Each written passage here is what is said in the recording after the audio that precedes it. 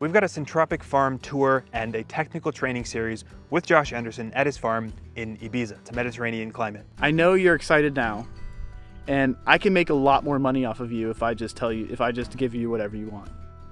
But take a small step. I know this is going to piss off a lot of consultants because a lot of consultants make a lot of money, like basically selling projects to people that are guaranteed to fail because the individuals aren't fully aware of what it takes to manage it. For me, I want to see projects succeed. That's all I care about. I don't take projects on if I don't think they're going to succeed anymore.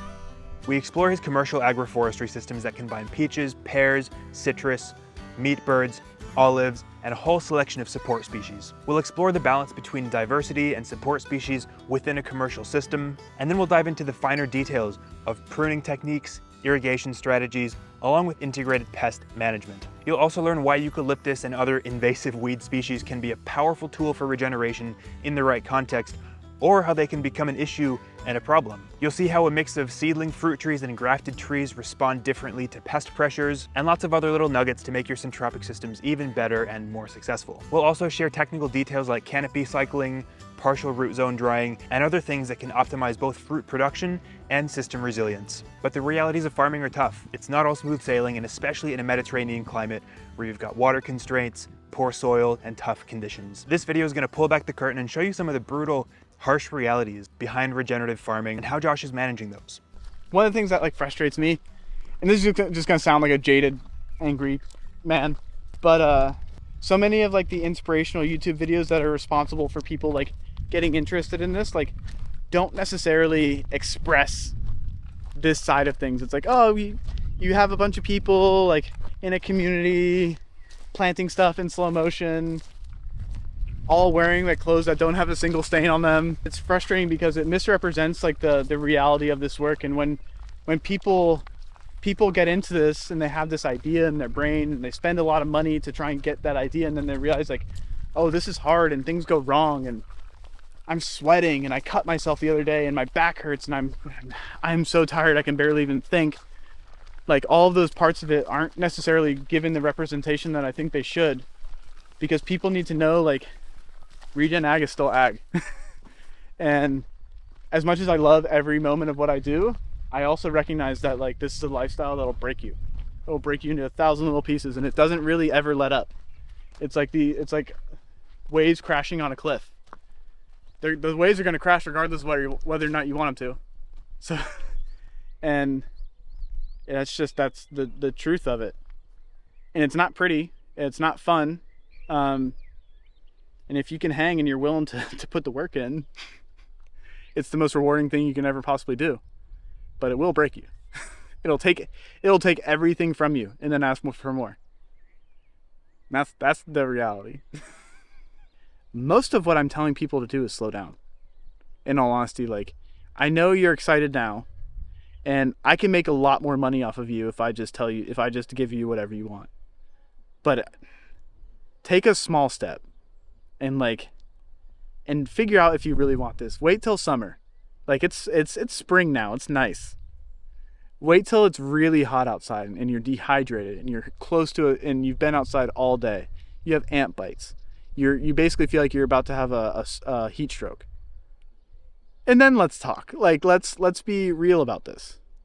Because what I want for projects to succeed, and I want for people to actually really fall in love with this. And doing more in the beginning because you have the money to do more doesn't make any sense. And I know this is going to piss off a lot of consultants because a lot of consultants make a lot of money basically selling projects to people that are guaranteed to fail because the individuals aren't fully aware of what it takes to manage it. For me, I want to see projects succeed. That's all I care about. I don't take projects on if I don't think they're going to succeed anymore.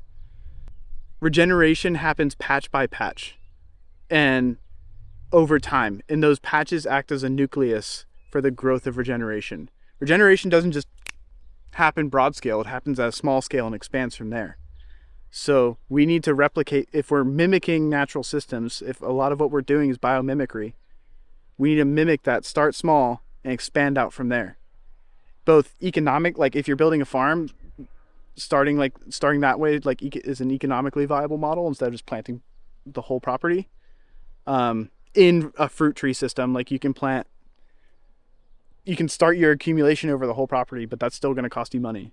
And gain your small victories and celebrate your small victories. Because if you just have nothing but losses, and you get discouraged, it's really easy to blame the system.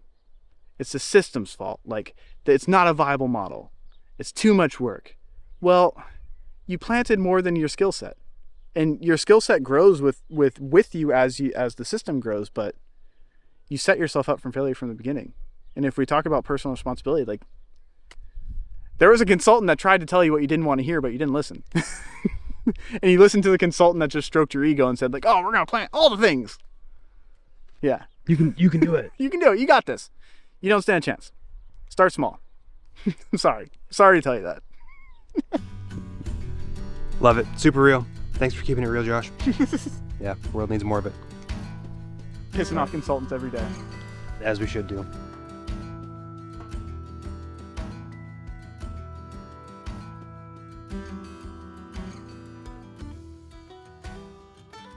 Here with Josh at the farm in Ibiza. Josh, great to see you. What's up, man? Yeah. Got here yesterday. We're gonna do some walking around and seeing what we're seeing today. We got a lot of time, so I don't know what exactly we're gonna do, but look for some peach leaf curl, some flathead longhorn nasty beetle, and look at peach leaf curl. But that's an opportunity to kind of walk around the farm. Josh is gonna tell us a lot about what he does here. Yeah. It's gonna be sick. I call this guy Hombre Viejo. Hombre viejo, what does that mean? Old man. Yeah. Because he's an old dog. I think most of what Josh does here is a lot of stuff. I don't do anything. He's lying. I just walk around.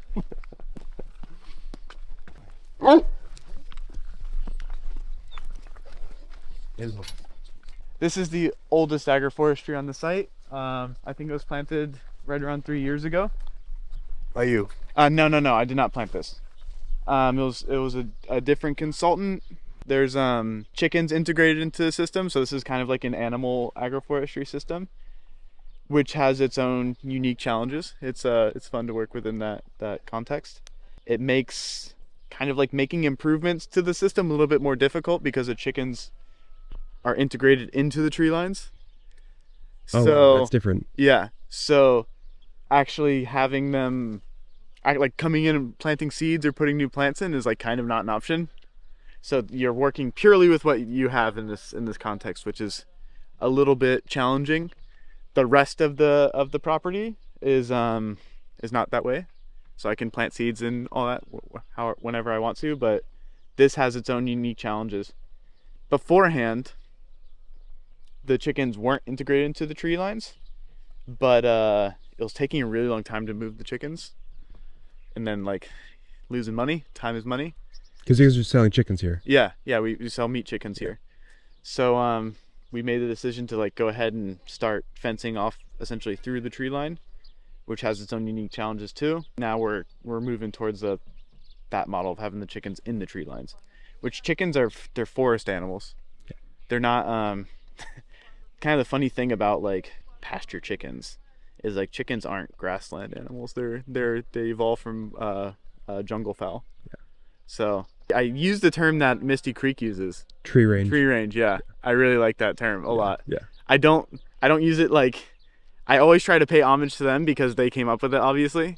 So I say like, oh, I got this from Misty Creek. But I like that. I also like to call them jungle birds too. Yeah. Just because I think it sounds good. Yeah. But pasture chickens, like it kind of, people recognize that terminology, that language. These are the two some main lines that we're looking at here. They're like 15 meters apart, maybe 14. Yeah, roughly. Yeah. So in this plot there's 11 or 12 lines. Mm-hmm. And they're of varying lengths because the plot isn't like rectangular. It's kind of like we're in a peninsula right here, and then it kind of becomes rectangular over there. And you can see where like kind of the more privileged and less privileged soils are on this plot. Up there it's a little bit less privileged. Here you can definitely see the trees are much bigger. From a bird's eye view, you can definitely see where there's more and less privileged soil. Mm-hmm. But interestingly, because the chickens have been moving around on the soil for 2.5 years, 3 years now, the quality of the pasture is definitely improved. It's much more like supple. Like up on the terraces, it's like woody, herbaceous, kind of like hard, a little bit more hardy stuff. This is a little bit softer. And in this rainy season, I've cut this grass like 4 or 5 times. 4 to 5 times. Yeah. All right. So, because the chickens don't like long grass, and when it's cold and the grass is wet, it leads to like a kind of high mortality rate. So you kind of have to keep the grass short. I would love to be able to, especially because we have this nice grass, cut it and rake it over, but can't really do that right now. One step at a time. Okay. And so the tree lines, I'm seeing a lot of in the emergent category is these Paulownia, eucalyptus, castor. Yeah. Those 3 are the main staples I'm seeing at the moment. Yeah. And then there's also chopo. This is kind of a long-term element here. What is this guy? It's a white poplar. Ah, nice. Yeah. They kind of struggle. They do well, but they kind of struggle here. The fruiting species are pears. There's a pear right here. Hasn't quite woken up for the season. Yeah. Buds are swelling. They're kind of struggling. They don't look super great. And then we have peaches. I transplanted this one from another part of the farm last year. So and this is what's protecting the tree lines from the chickens. Not in every case, but yeah, not in every case. Around the fruit trees. Kind of a trial that I'm running right now. Instead of having like the wood here, I have it there because I can't really bring in wood chip like I can in other parts of the property. And because the chickens, if I bring in wood chip, essentially they're gonna scratch it and it's gonna collect like at the base of the trees, which I don't particularly want. Yeah. So this is a kind of an idea that I've thrown around, and we had access to like these logs for a while. I cut them up, and it actually didn't take as long as I thought it would. It'll take a really long time to do the whole property, but I think this whole line, or I should say this whole plot, the chicken agroforestry area, I did this whole line in like a day. It wasn't really that bad. Yeah. And then you can see that there's no logs in between these 2 trees, the Uke and the Paulownia. Right. And the idea is to be able to, once you see the fences, you'll understand it a bit more, is to put the fences there. Yeah, gotcha. Because I don't want to have a fence right here touching a wet tree that has leaf curl, if at all possible. Yeah. So the idea is to put the fences between the Paulownia and eucalyptus. Which, as we're doing our job looking for leaf curl, do you see any here? No, this tree's actually pretty clean. Yeah, sweet. I noticed that the younger trees are quite clean. And that's seed grown? No. Grafted tree. Okay. It would be nice if it was seed grown. I would love to. So I'll show you at some point. There's some peaches where the graft died and it's just the rootstock. And they have a completely different growth pattern. Yeah. It's pretty funky. And what I've done in some cases is I left the seedling and I planted a grafted tree right next to it. Yeah. And the idea is using the seedling as a service plant if it grows really well. Yeah. But I mean, well, it's kind of a great comparison to see like what happens because they're literally right next to each other. Yeah. And I noticed that the flat-headed stone fruit woodborer, that's the one, doesn't really do anything to the seedlings. Ah, surprise. Yeah. I don't know if it's not in the roots because honestly that's where it lives. Yeah. But I don't see the adult on the rootstock. It's really interesting. So we're gonna see what happens. It's gonna be unfortunate if it grows really well, but the fruit that it produces is kind of shit. But we'll see. But then you can always graft onto it. Yeah. There's a pair that's a little bit better. Oh wow, that's a big difference. Yeah. Yeah. All the peaches that I do from seed are always like way grow faster, way healthier. They don't have they get lichen on the bark. With the grafted ones, they're just like unhealthy. They're slow. They don't have a nice habit. It sucks. Yeah. So seedlings always for me. Your fruit and peaches relatively quickly from seed, yeah? Yeah, 3 years. Yeah. Is it the Paulownias are waking up again? Keeps resprouting from the base. Do you manage these off? I do when I have time. Yeah. Because I do want to have, even though I don't like Paulownia for this climate, I'm gonna do my best to manage it in a way that it would be managed in a timber planting. So I don't want these knots in there. Yeah. And I was watching some videos on Polonia the other day, kind of mistakenly. They just came up and I was like, I'll watch that. Why not? And they prune it exactly like, I kind of just prune these the way that I thought they should be pruned for that. Mm-hmm. And in the video, they were doing the same exact thing. So I was like, yeah. At least I'm kind of doing something maybe a little bit right. And where do you make that decision on this next one? Because obviously it's kind of... What I should have done is taken these bottom 2 off when I was pruning this. And just left 4 up there. But so a pattern I noticed about myself is when I start pruning for the season on the bigger trees, I start I start on this line pretty typically. And I consider it like I get like warmed up on this line. So I make like, and it's an interesting behavioral pattern I noticed in myself, is I'm a little bit less like hard on trees when I first start. And then once I get warmed up, I don't know if it's like I'm rebuilding my confidence over again, but like by the time I get to the end of this, I'm warmed up for the rest of the property. Yeah. And then I'm like, okay, I'm a little bit more aggressive, a little bit quicker. So when I look at that, I'm like, I was definitely getting warmed up there if I left 6 instead of 4. Yeah. And even the eucalyptus, like I'll skirt them up, I'll leave them skirted up a little bit lower than I would like over there. Yeah, interesting. Do you have a number of like branches you're trying to leave on the ukes? Or is it just gut feeling? It's kind of intuitive for me. Yeah. As much as I hate saying that, because I feel for a number of reasons. Well, no, some people are like, it's about what's below them. It's about how many branches. Yeah. I just want to prune as much as I can until it feels right. Like, there's all sorts of ways. And that's one of the things I should actually say, because you just reminded me of, it's a matter of context, because sometimes like here, there's obviously a big difference, but sometimes there's like an acacia saligna, like almost like up to there. Yeah. On the eucalyptus. So I want to make sure there's the separation of canopies and resolving like any conflict. Yeah. Like right here, I'm seeing that chopo and this castor are in a little bit of conflict. So I should come in and probably, I have my hand clippers on me. Nice. Look at that. And you can see it's leaning this way. Yeah. So I can just by doing that. Yeah. Just kind of resolve that conflict a little Gives the white poplar more space to come back this way. And when you're managing the castor, are you going to be lifting this up higher above the pear, for example, and then you're having... Yeah, because the pear is an emergent. Yeah.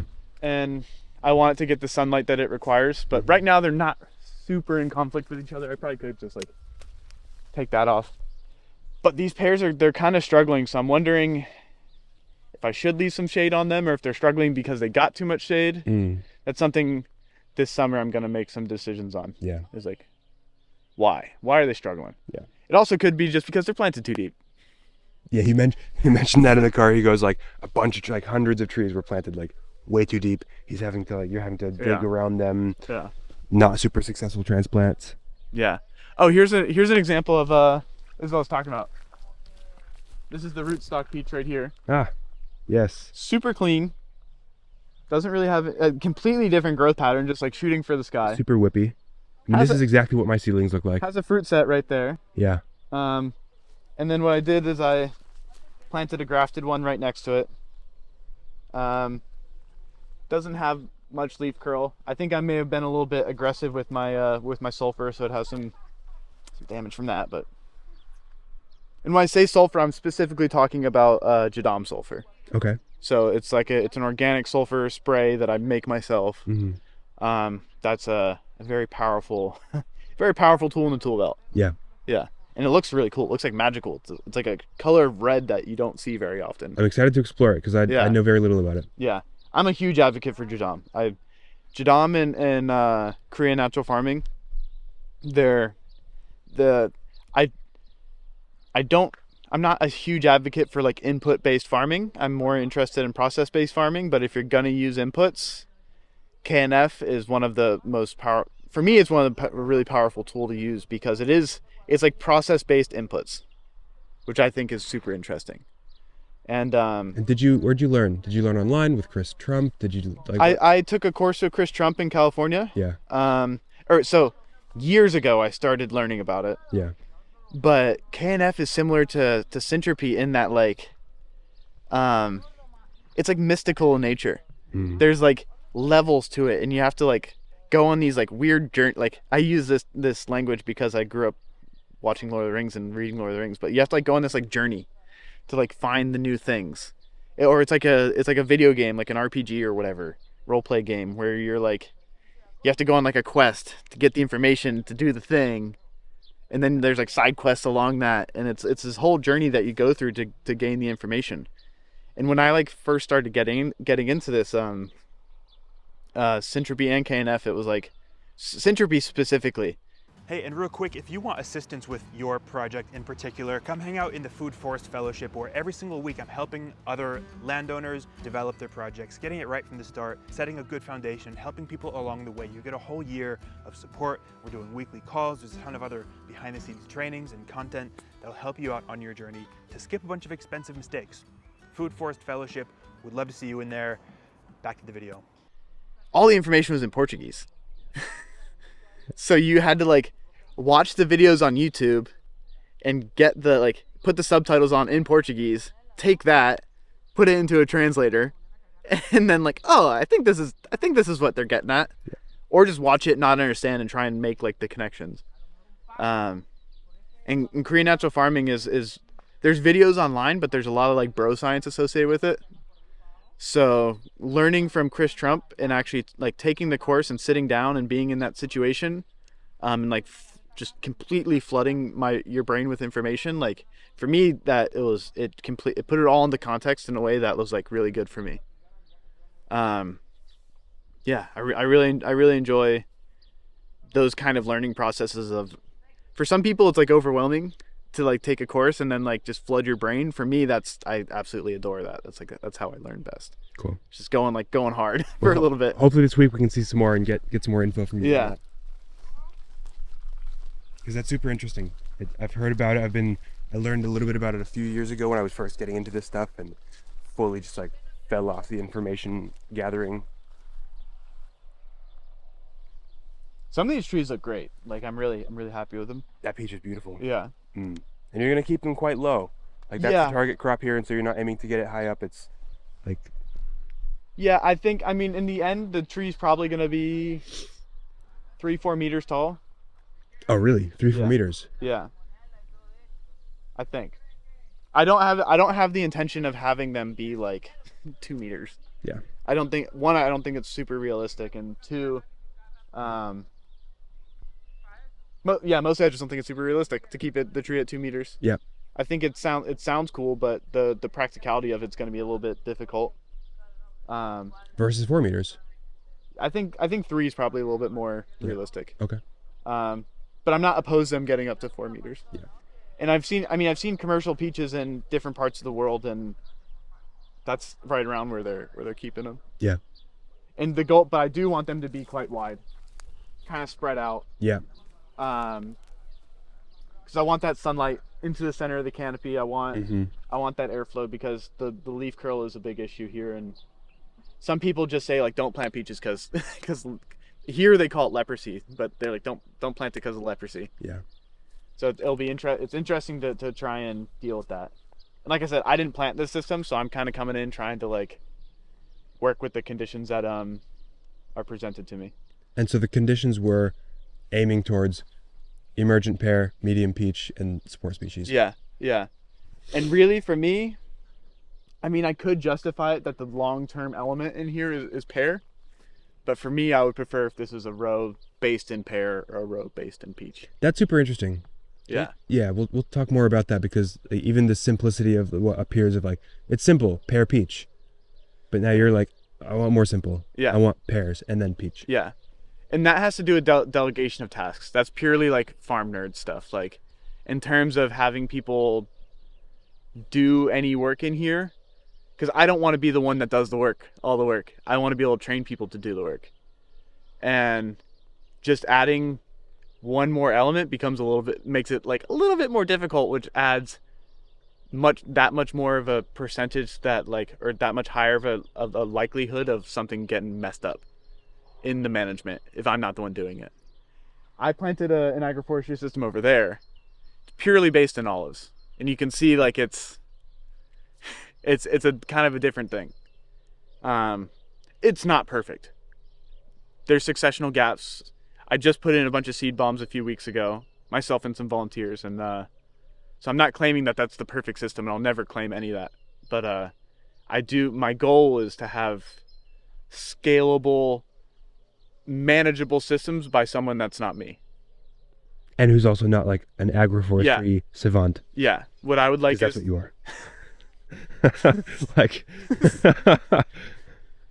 He said it, not me. My rebellious nature, I've been like rebelling against like expertism. Like lately I've just been like, I don't fucking know anything. Yeah. But that being said, there's a reason I'm here with him, not anywhere else. Yeah, that's a compliment. Thank you. I'll take the compliment. So this system is overly complex for what you would desire to be able to train other people to just go do. A little bit. Yeah. It's not, but the thing is, it's not entirely like a crazy complex system. Here, if I were to critique it, it's missing density.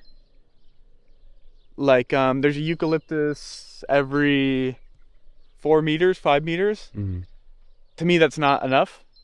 And the fruit trees are evenly planted. What, the peaches are every 5 meters, the pears are every 5 in between that. Roughly, yeah. Yeah. And then it kind of goes, the basic pattern is eucalyptus, paulownia, chopo, peach, eucalyptus, pear, chopo, peach, eucalyptus, paulownia.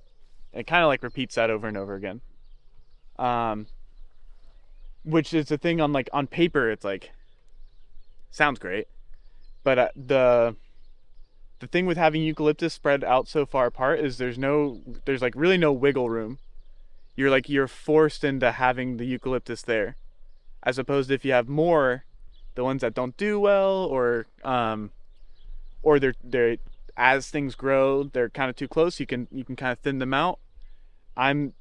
What we were kind of talking about yesterday, like the dogmatism of it. I think people get really locked into like the dogmatism of design, and they're like, oh no, I need this, like this paulownia has to be here, instead of having like, there's paulownia in the system and it's roughly at this spacing, but like I'm the one that decides where the paulownia is, or the people managing it decide where the paulownia is, and allowing for some flow. But the way I kind of also see it is you have to learn the rules in order to know how to break them, like effectively. And that's part of like what mastery is having following a set of rules for a long enough time that you understand how to appropriately break the rules. But you can't try and break the rules as soon as you start. Well, because the likelihood that you're going to break the wrong rules is very high. Yeah. And it's like as a lawyer, like knowing the law enough to know how to break the law. Great example. Yeah. I mean, lawyers, I think they're a great example. Also, real quick, this gap right here where we're next to this relatively unpruned stagnant carob is just like very gappy compared. Like you look down that way, you look down that way. It's so gappy here. Yeah. What looks like because an unpruned established tree. I did prune all of the carobs here. Okay. But when this system was installed, none of the carobs are pruned. That's what it looks like. Yeah. Yeah. And you can see it. I'm glad you actually mentioned that, because I want another agroforester to say that. Well, I'm just looking, like, there's so much photosynthesis happening there. There's so much photosynthesis happening down there. Here, there's just like, it's just really stuck. Yeah. Yeah. So I didn't have a pole saw, so I couldn't do the kind of the higher stuff, but I did come in and I pruned all of the carobs. Mm-hmm. This one is a multi-year project because it just had some like really can I curse in these videos? Yeah. It had some really shitty cuts. So like that's also the thing is I'm what we were kind of talking about while we were driving yesterday too, is like here it's either like hat racking or like what I call staghorning. Yeah. Or they don't touch the trees. And I'm really into multi-year projects, like in terms of how I choose to manage like these bigger kind of senescent trees. I could have hat racked it and just like said, whatever, it's just gonna, if it comes back, cool. If it doesn't matter. And I did do that to a big tree over there, actually. I stumped it for a number of reasons, mostly because I fell into it when I was climbing it. So I was like, this tree just come down. But this year, to me, like, I probably could prune it now again, that I pruned it back in October, and I was thinking this October again is I'll give it another prune, and I want it to be like a multi-year, bringing it back into being a decent looking tree. So yeah, most of the carobs on this property, other than the ones I went really, really hard on, were very senescent, very like not stoked. And now I'm bringing them, I'm helping to facilitate the conditions where they can be a little bit happier. There you go. Yeah.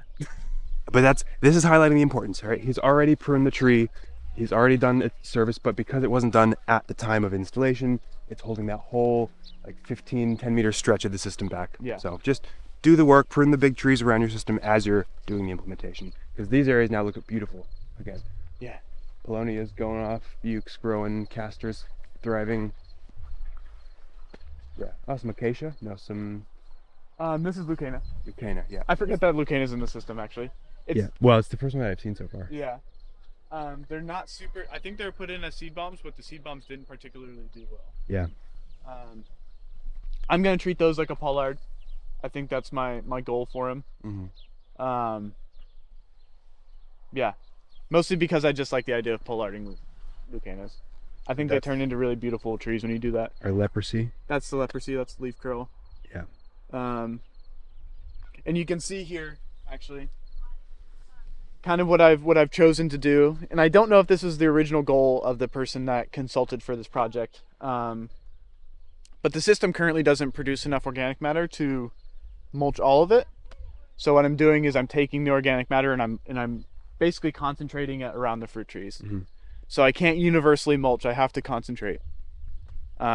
Which is not like, I'm not saying that as a criticism of the system, but it's the management methodology I'm using right now. I would love to be able to universally mulch, but that's not necessarily the case. And right now it's not that big of a deal because we have shade on the ground from the grass in the line, but in summer it becomes a little bit more of an issue because once the grass dries out and there's less shade on the ground, I'm just trying to make sure that at least the root zone of the fruit trees is solid. So taking the eucalyptus and all the organic matter and just putting it under the peach right there. We've got these rocks as well. That's just because there were rocks and they need to be moved. And if I mow over a rock with the tractor, it's not fun. And you're not mowing this you're not brush cutting right that edge, you're doing No, I do brush cut the edges. Okay. But there's not much. I can either put the rocks on the fence line or I can put them there, and I chose to put them there. Cool. I would love to have some like fancy answer, but I don't. Yeah, fair enough. So we're still looking at a little bit of leaf curl. What's so you sprayed the Jadam sulfur last week. Is your expectation that the leaf curl is pausing, or is this new leaf curl? What we'll see on some other trees is, what I hope to see actually, is that the new growth is coming out clean and the older growth is curled. There hasn't been any new growth since I sprayed this, obviously, so we're not going to see for a couple weeks. But like right there, that's a great example. There's leaf curl down low, but what's up top is clean. And what I'm just trying to make sure is that what up top is looking clean. And this is just the best fertilizer is a farmer's footprints. So, and it's the thing that I have the most trouble doing, and I'm using you as an excuse to do it today, is like just walking through the field and just like looking at things. Like when I was managing lots of trees in other places of my life, sometimes you only visit the tree a few times a year.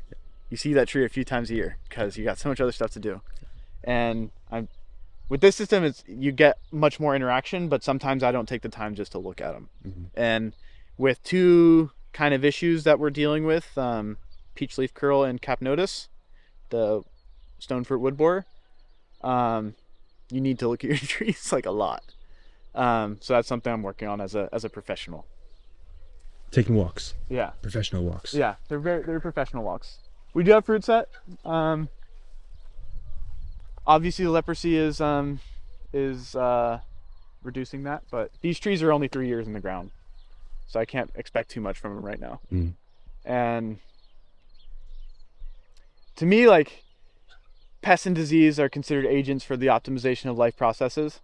And we were talking about this the other day, but like I'm seeing all these issues on the trees, and to me, like what it's saying is like, really, if we're like fully embracing process, and there is the whole plant all at once ideology and methodology within Syntropy, but I'm really like romanticizing this really like being super process based and getting the system, like really breaking the system down to accumulation and abundance and working within that accumulation to bring it forward into the type of situation that can handle the peaches. So on a farm, what does that look like?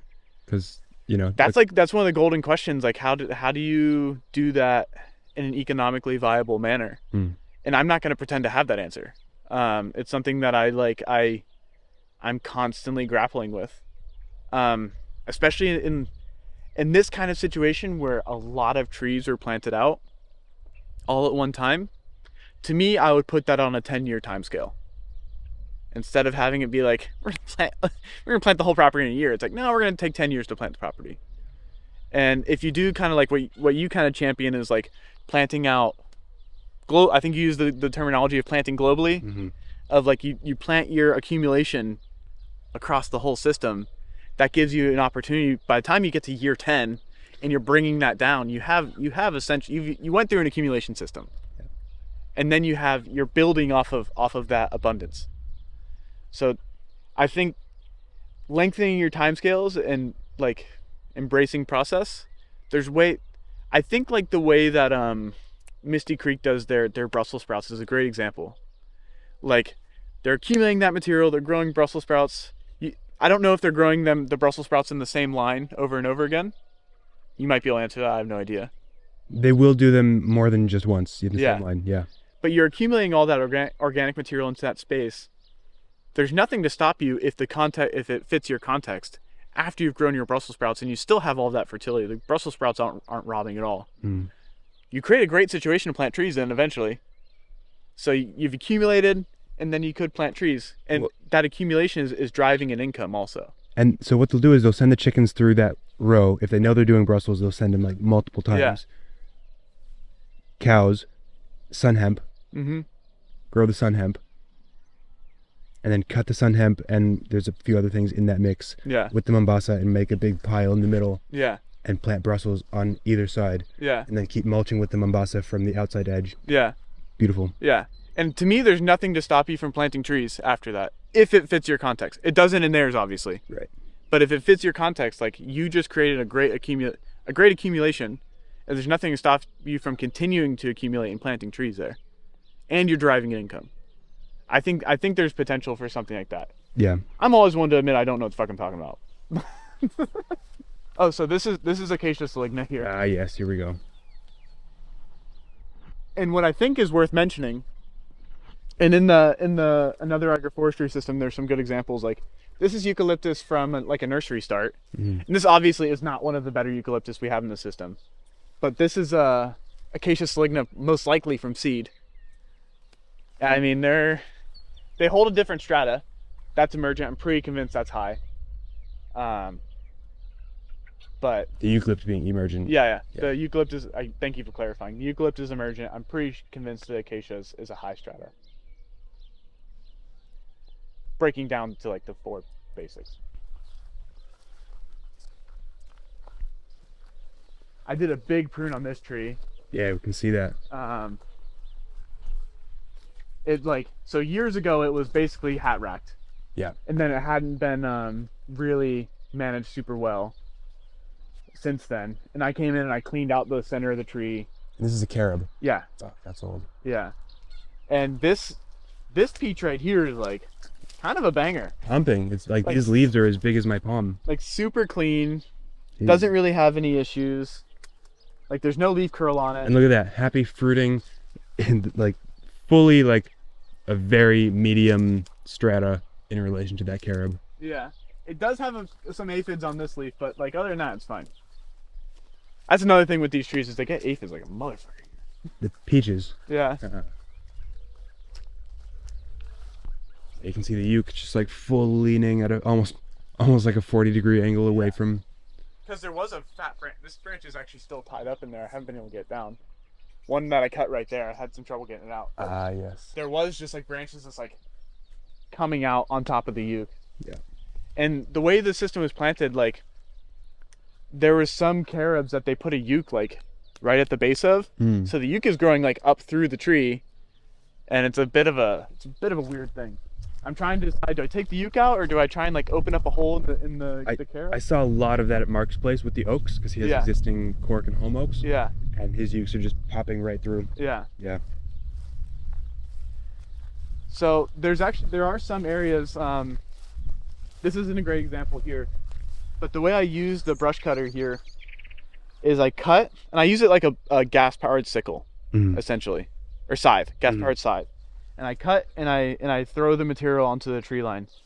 There's some better areas over there that I'll show you. Oh, you can see it right there too. We can just hop over the fence. Yeah.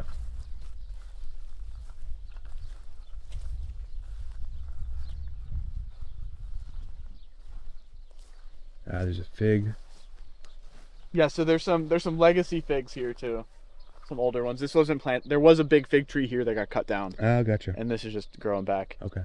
And I'm just kind of like, I topped it to try and get it to be a little bit to spread out a little bit. There's an area just on the other side of like this drainage here where there's some old fig trees that I did a total reset on. So I'm really looking forward to seeing what they do.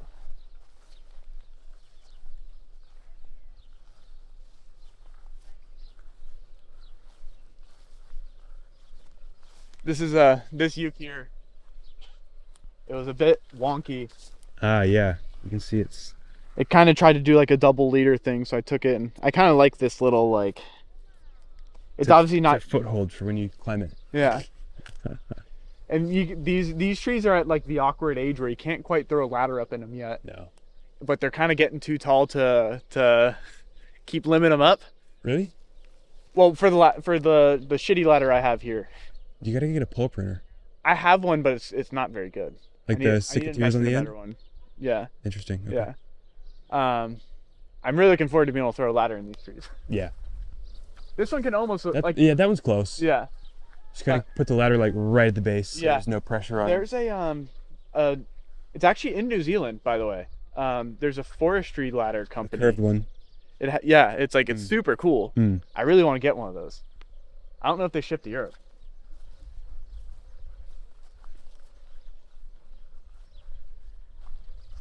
I think it's too early for the capnotus to be awake, but it's starting to warm up. These trees don't have a huge amount of capnotus, or the woodborer.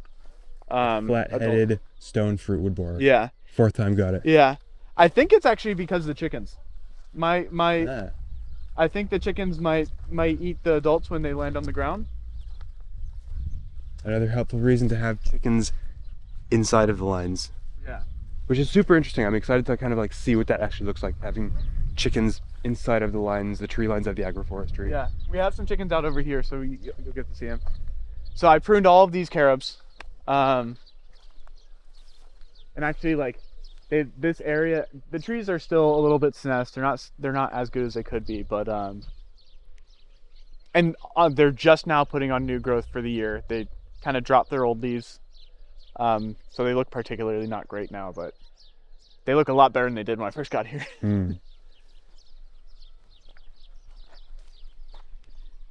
So maybe 15 meters between tree lines. There's another line in the middle with the fence.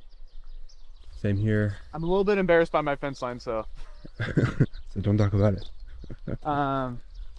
It's just this style of fence. It's really hard to actually to string trim next to it, and things just grow up in it.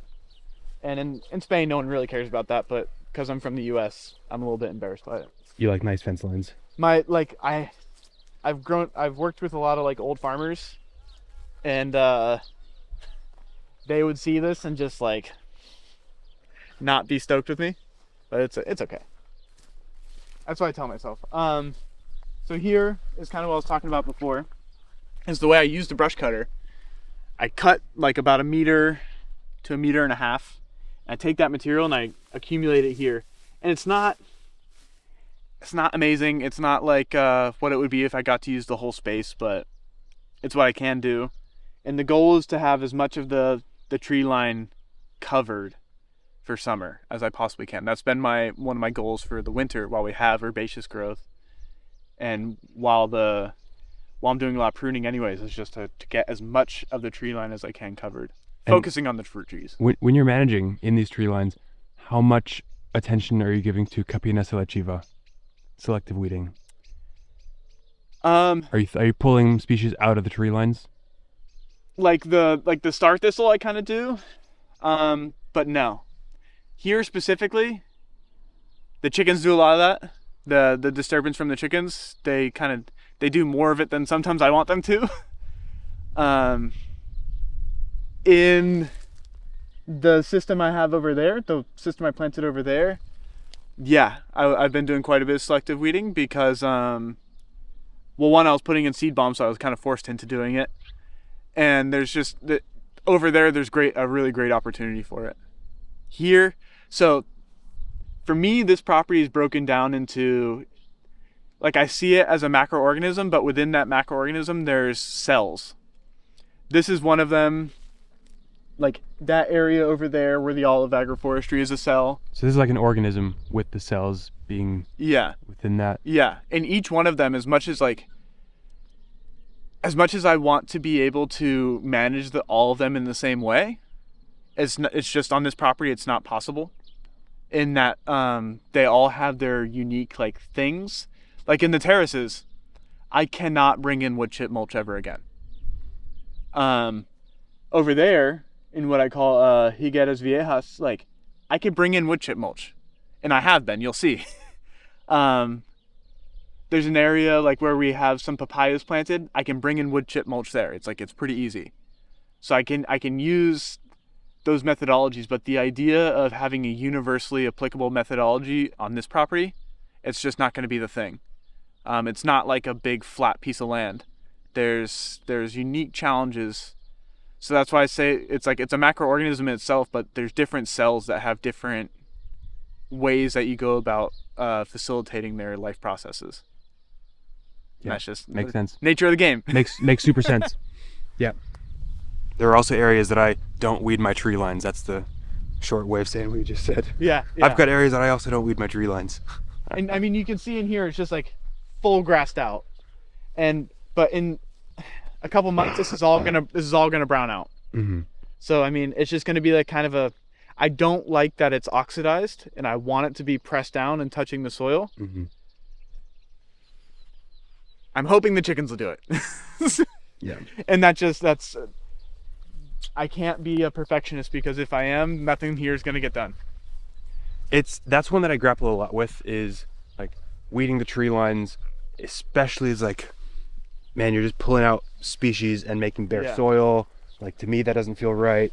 But at the same time, you can see when it does have a slowing impact on your fruit trees. All right, we're seeing here something interesting. This is where the chickens were yesterday. So you can see in the tree line, underneath, grass is flattened down. In the tree line, I don't see a bunch of disturbed soil. And yeah, I mean, to me, that's what I'm hoping, like over there, what I'm hoping will happen is a lot of that will get pushed down. And the chickens, they don't eat the grass like a huge amount. What I'm hoping is they'll do, what I'm starting to notice, as I spent a lot of time watching these birds, is they really like to like just sit in the tree line. The kind of the places they hang out is in their shelter, but then they sit like in the tree line. So I think that has like, they're at least pressing down, they're causing a disturbance, and they're pressing down the material, which as we head into the dry season and all this browns out, it'll help it's going to oxidize regardless, but it's at least going to be down. When he says oxidize, that might be a little bit less familiar terminology with some, or like the impact of that. The sun roasts the material, and it doesn't get the opportunity to turn into soil. Yeah. And it releases carbon into the atmosphere, which if carbon is a big deal to you, and Alan Savory talks about this a lot in the brittle climates of the world, oxidation of grass is one of the bigger issues that leads to desertification. Hopefully I'm not saying that incorrectly, but it's something along those lines. He knows more than I do, so I believe him. And the brittle versus humid climate thing is a conversation we've had before with Sam in Costa Rica. Brittle versus humid, how do you kind of define those two? Humid climates get more rainfall than they do evaporation. Or yeah, humid climates do, and brittle climates don't. I think that's like a really for me, it's a really basic, like easy to understand way of saying it. Like brittle climates are like, they're more sensitive and they get a lot of evaporation. And we're very much a brittle climate here because we get a lot of evaporation. And it's really easy to mess up brittle, like to mess it up really big in brittle climates. The humid climates are a little bit more forgiving. And I was watching like this debate with Alan Savory and some other, like some vegan dude. And Alan Savory it was in England, and Alan Savory was saying, like, my methodologies, like, you don't have to adopt them in England. You guys get rainfall.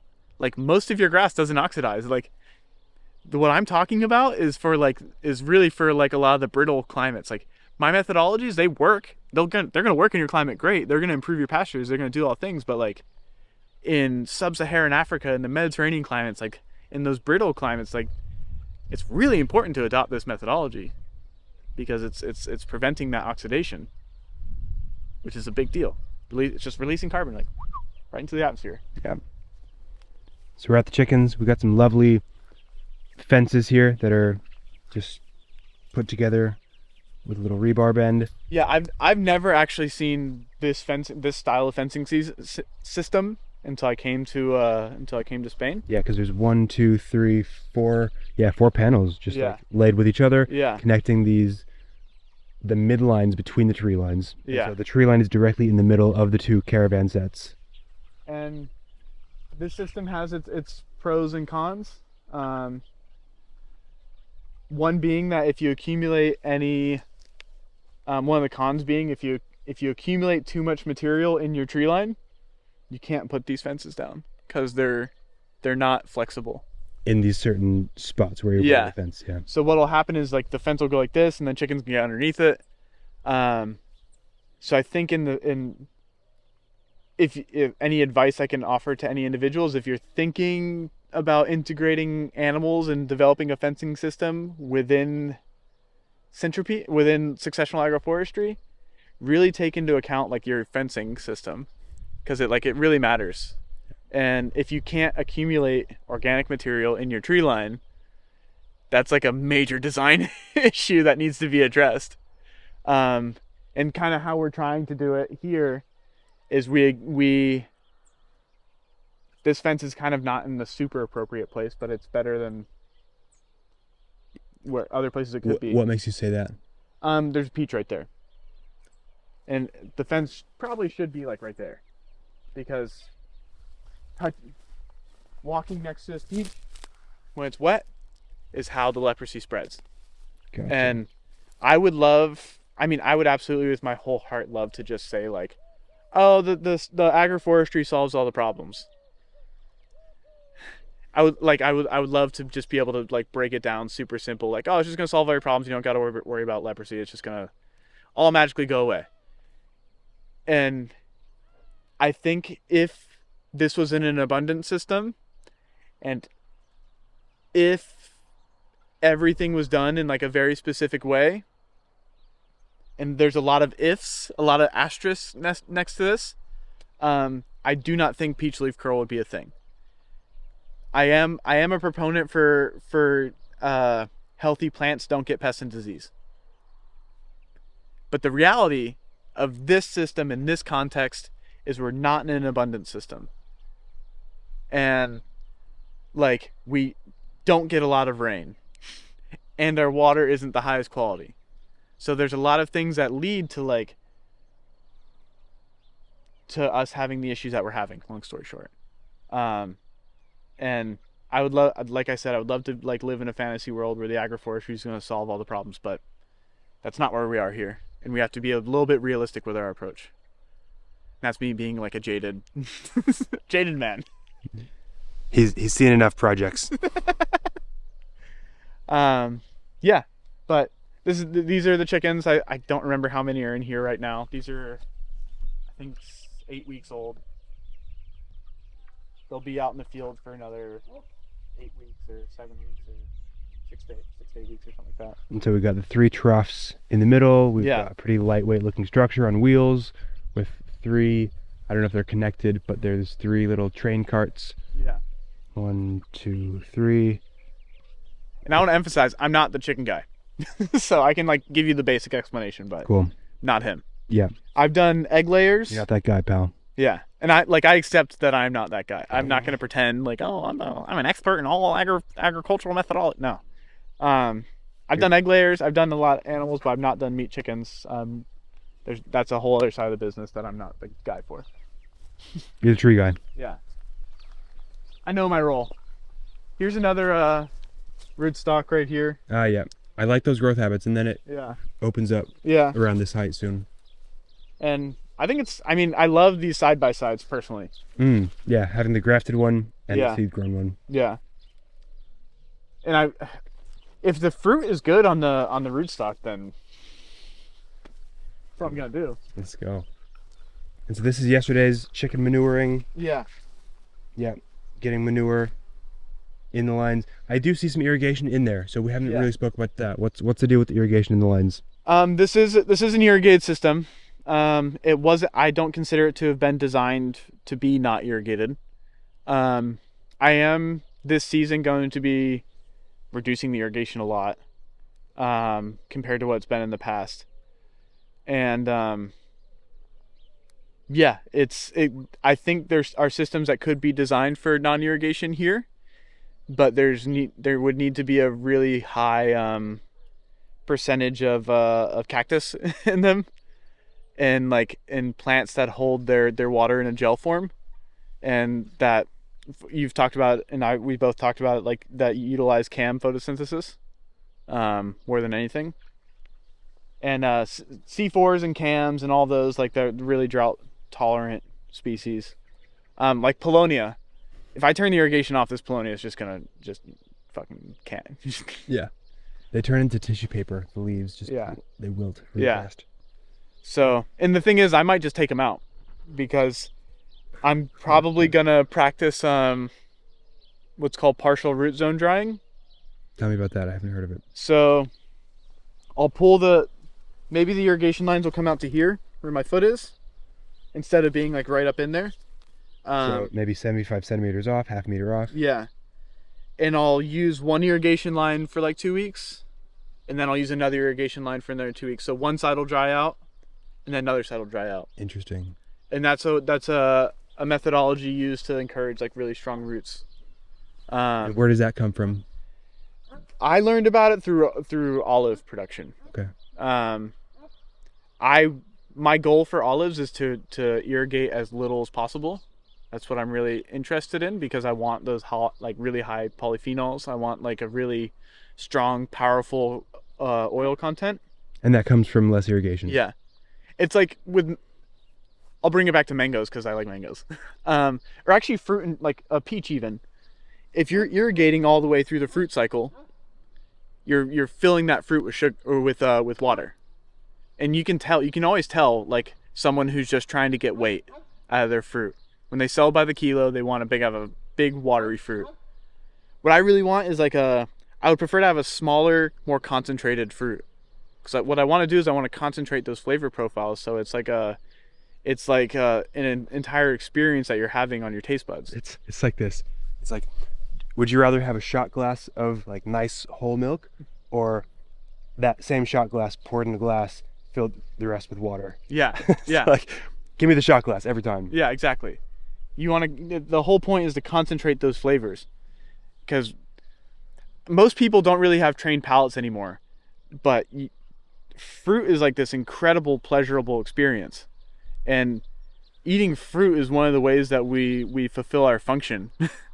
We're descended from tree-dwelling apes, fruit-consuming tree-dwelling apes. Yeah. So one of our major roles in this world is to actually eat fruit, and it's meant to be this like incredible pleasurable experience. Like, the fruit that we eat shouldn't taste like cardboard. That's denying us of who we are. It's denying us of our human role on this planet. I think. But I won't get too much on a soapbox. But I love where that's going, and it relates to the half, what'd you call it? The root drying? Partial root zone drying. Partial root zone drying. Love that. Okay, so that's the transition that you'll be making this year. Yeah.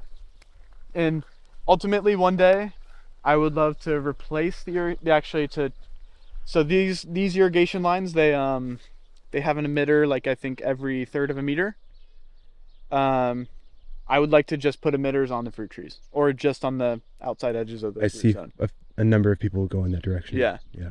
And for the consultant or whatever, it made sense to get the tree lines established, but I come from the school of thought that you don't plant service plants that are more demanding than your fruit trees.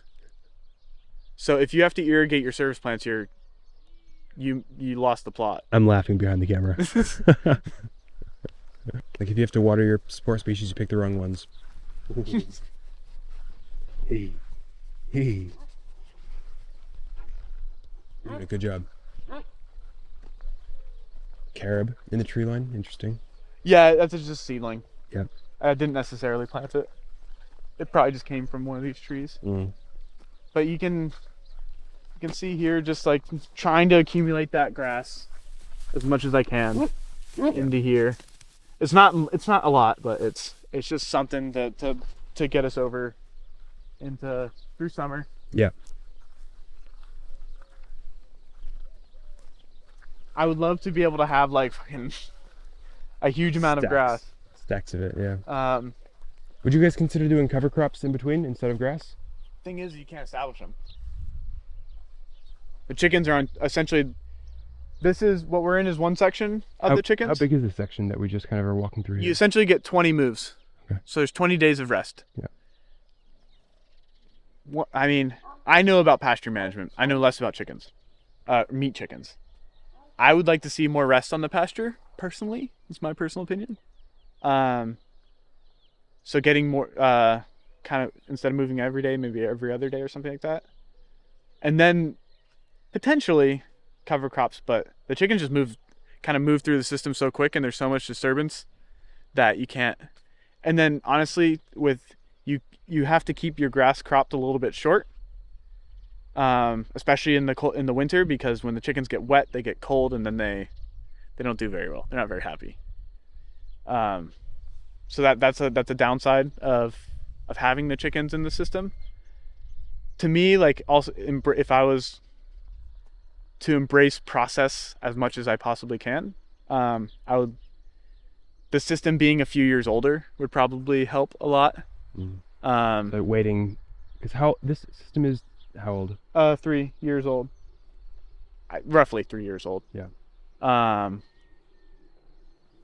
So, and once again, chickens are jungle fowl belonging to a system that's a little bit past accumulation.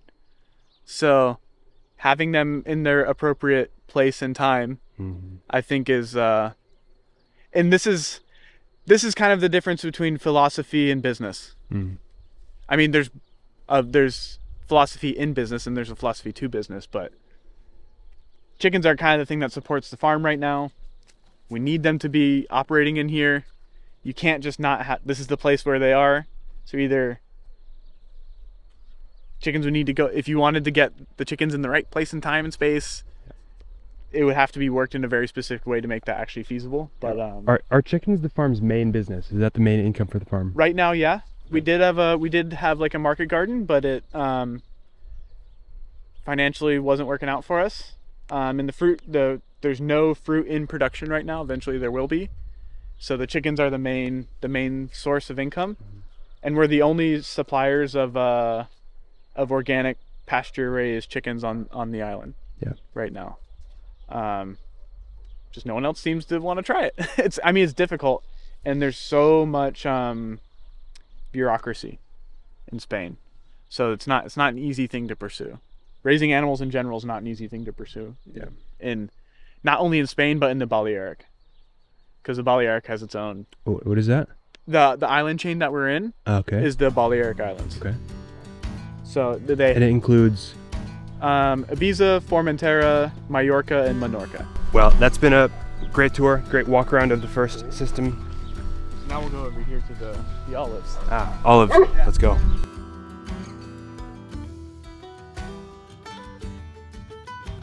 I was just telling Josh, it's a pleasure to kind of get to see his daily activities, the places where he's like pouring his heart and soul, blood, sweat, and tears in.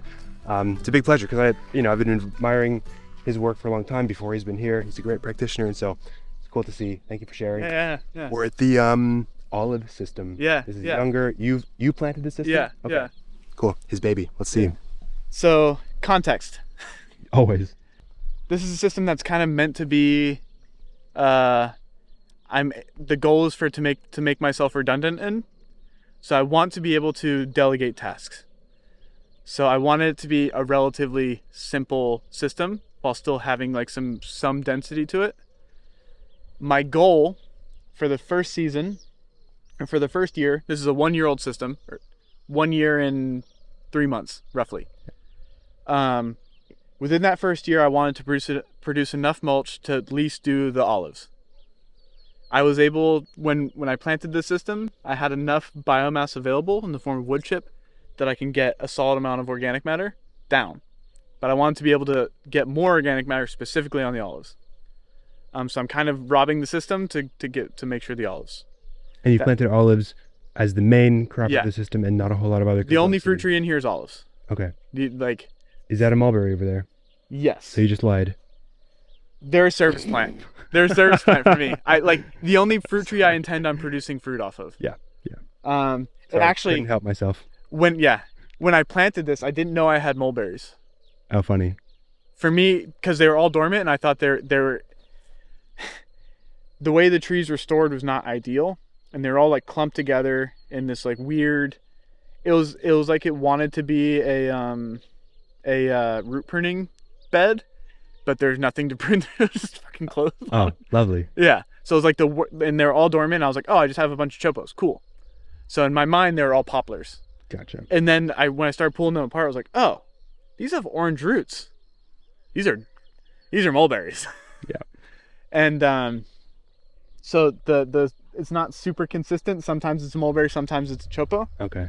But here, okay, yeah. So the context was to have it be relatively simple and delegatable tasks.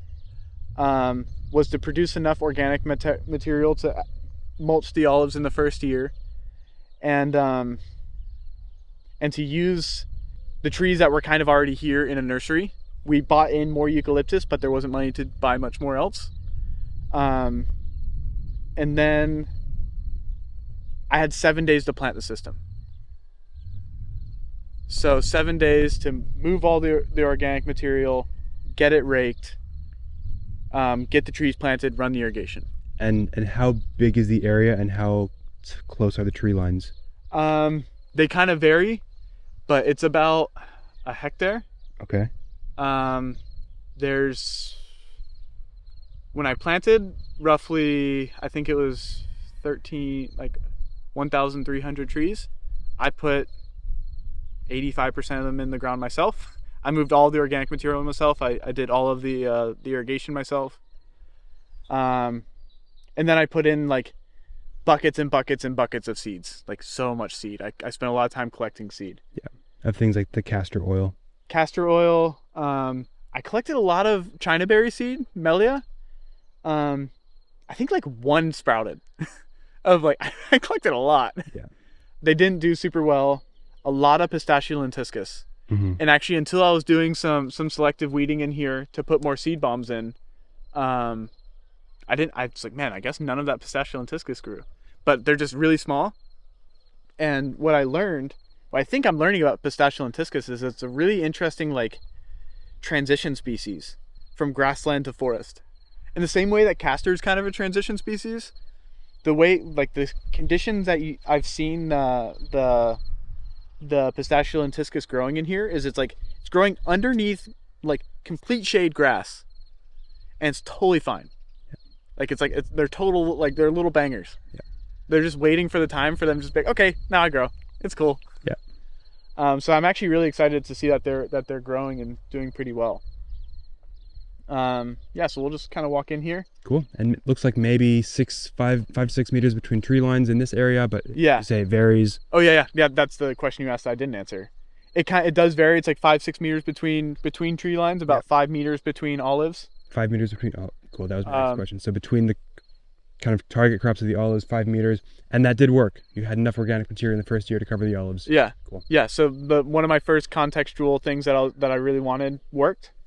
I've had a good amount of organic material for the olives. I'm kind of breaking one of the old olive rules of like, don't prune your olives for the first like 3 to 5 years, depending on where you are. And I've already pruned these twice, so couldn't help myself. Just form pruning. Yeah, because some of them just like were really flopped over, and I was like, I know if I wait too long, they're just gonna have a form I don't like. So I went ahead and gave them some pruning. And here there's 2 varieties, Arbequina and Frontoio. Not particularly excited about Arbequina because it's a bit of a flooded market. There's a lot of Arbequina planted in Spain. I'd prefer something a little bit more interesting, but it's what we have. And I could say I'm going to graft them over one day. I'm not going to do that. I'm not going to have the time to do that. It sounds like in a fantastical world, I would love the idea of doing that, but I'm just not going to. And then basic pattern.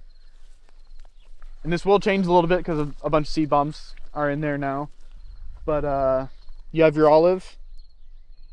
And then on 1 meter on either side of the olive.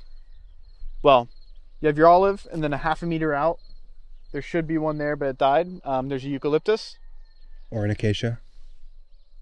There's no acacias here. This one? This is eucalyptus. Ah, okay. So this is a different species. Ah, yeah. Over there we have a lot of Eucalyptus globulus. Yeah. This is Eucalyptus calamendensis or something along those lines. Okay. It's what we were able to get. Yeah. Long story short. Yeah. I kind of like the idea of having globulus, but we couldn't get it at the time. And it was literally just like, you have 7 days to do this. And they were long days. Farm life. Yeah. And I was actually 7 days before I had to go back to the US. Oh, lovely. Yeah. And I was like, I think I'm only going to be gone for a couple months. And I was gone for 6 months. That's where we met originally last year in person for the first time. And he was stressed and he was like, I got to get back to Spain. I see why. Yeah. And I was stressed because the way this system is planted, there's a heavier responsibility that comes along with it, to say the least. Putting in a brittle climate, putting eucalyptus on 1 meter spacing, that can get out of hand really quickly, and that can be a problem.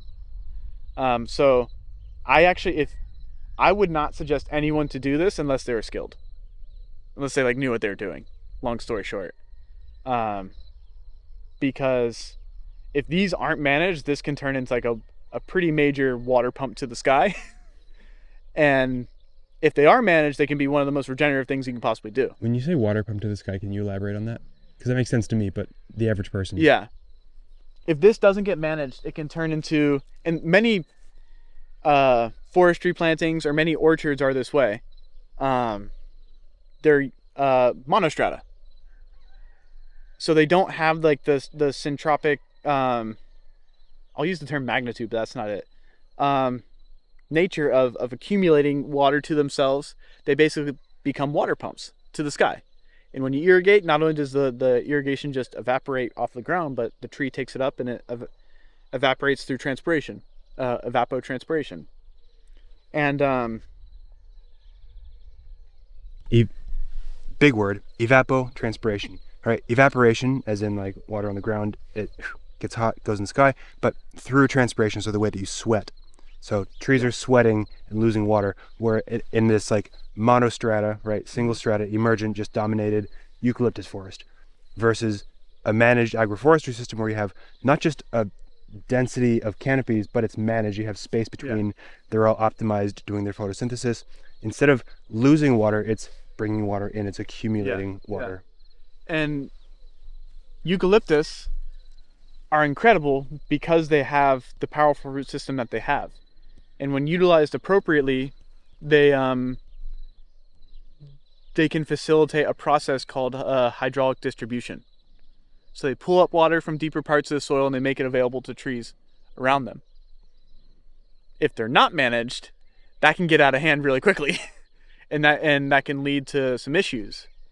And having a monostrata system in a fire-prone area of a flammable tree, or a place that has potential to be fire-prone, there can be other hazards. So when I was in the U.S.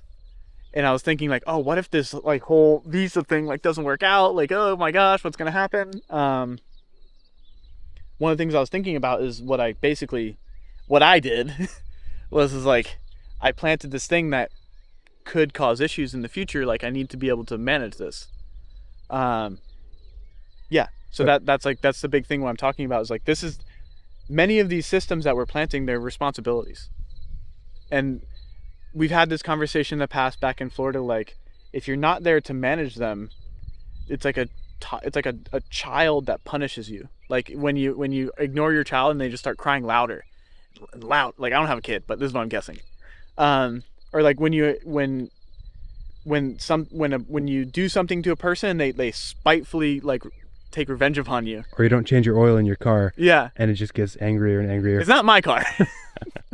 But yeah, like these are systems that they can if you don't give them the love that they require and they deserve because they are dependent upon us, it can cause an issue. Mm-hmm. And that's what I'm saying with this is like this is eucalyptus every meter.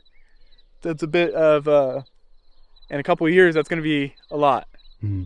This is interesting because we might have different views on this. You said unless you're an experienced practitioner, you shouldn't plant ukes every meter in a system like this. In this climate. Right. In Florida, you can plant every meter and it doesn't matter. That's specific to this context. What changes about this versus Florida in that the protocol that you could assign someone, if that's not you because you're trying to pass the system on, if you said every other year, thin out half of all existing ukes? That's prescriptive in my mind.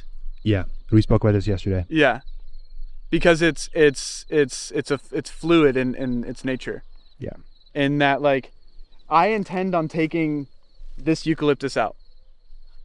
I don't intend on this being here long term. Right. But when this comes out, I can't say it's going to be next year. I can't say it's going to be the year after that. Mm-hmm. It's going to come out the time that it's appropriate for it to come out. And how does Josh train someone to know how to do that when Josh would do it? That's the farmer's footprints thing. Yes.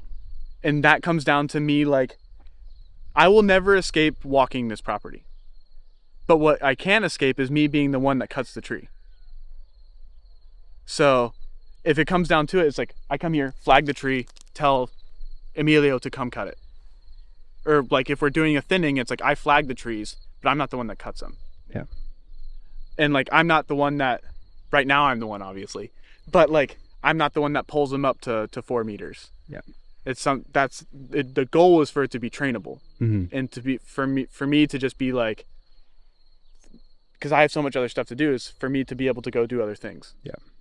But yeah, that is one of the logic holes in this of like, as much as I want to be redundant, unless I find the person that I can train, like there's a certain level that I have to be able to like at least flag a tree. Well, they have to be able to see why Josh wants to remove this one in the right time and not, you got to be able to spend time with somebody. And you said this already, is like, you're happy to give your information. Yeah. You're happy to like have somebody and just give them everything you know. Yeah. But that person has to be insane like you. Yeah, they have to be willing to show up.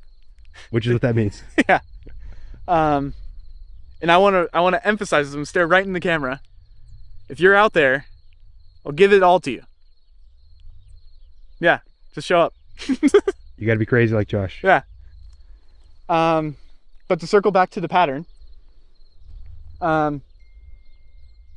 disregarding the eucalyptus, there's an olive. 1 meter out from either side of the olive, there is another service tree. It's either a mulberry or a white poplar, chopo. Mm-hmm.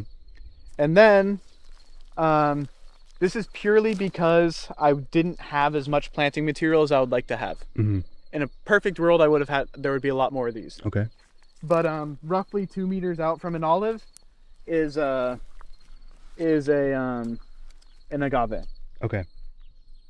And then there's seed bombs all throughout here now.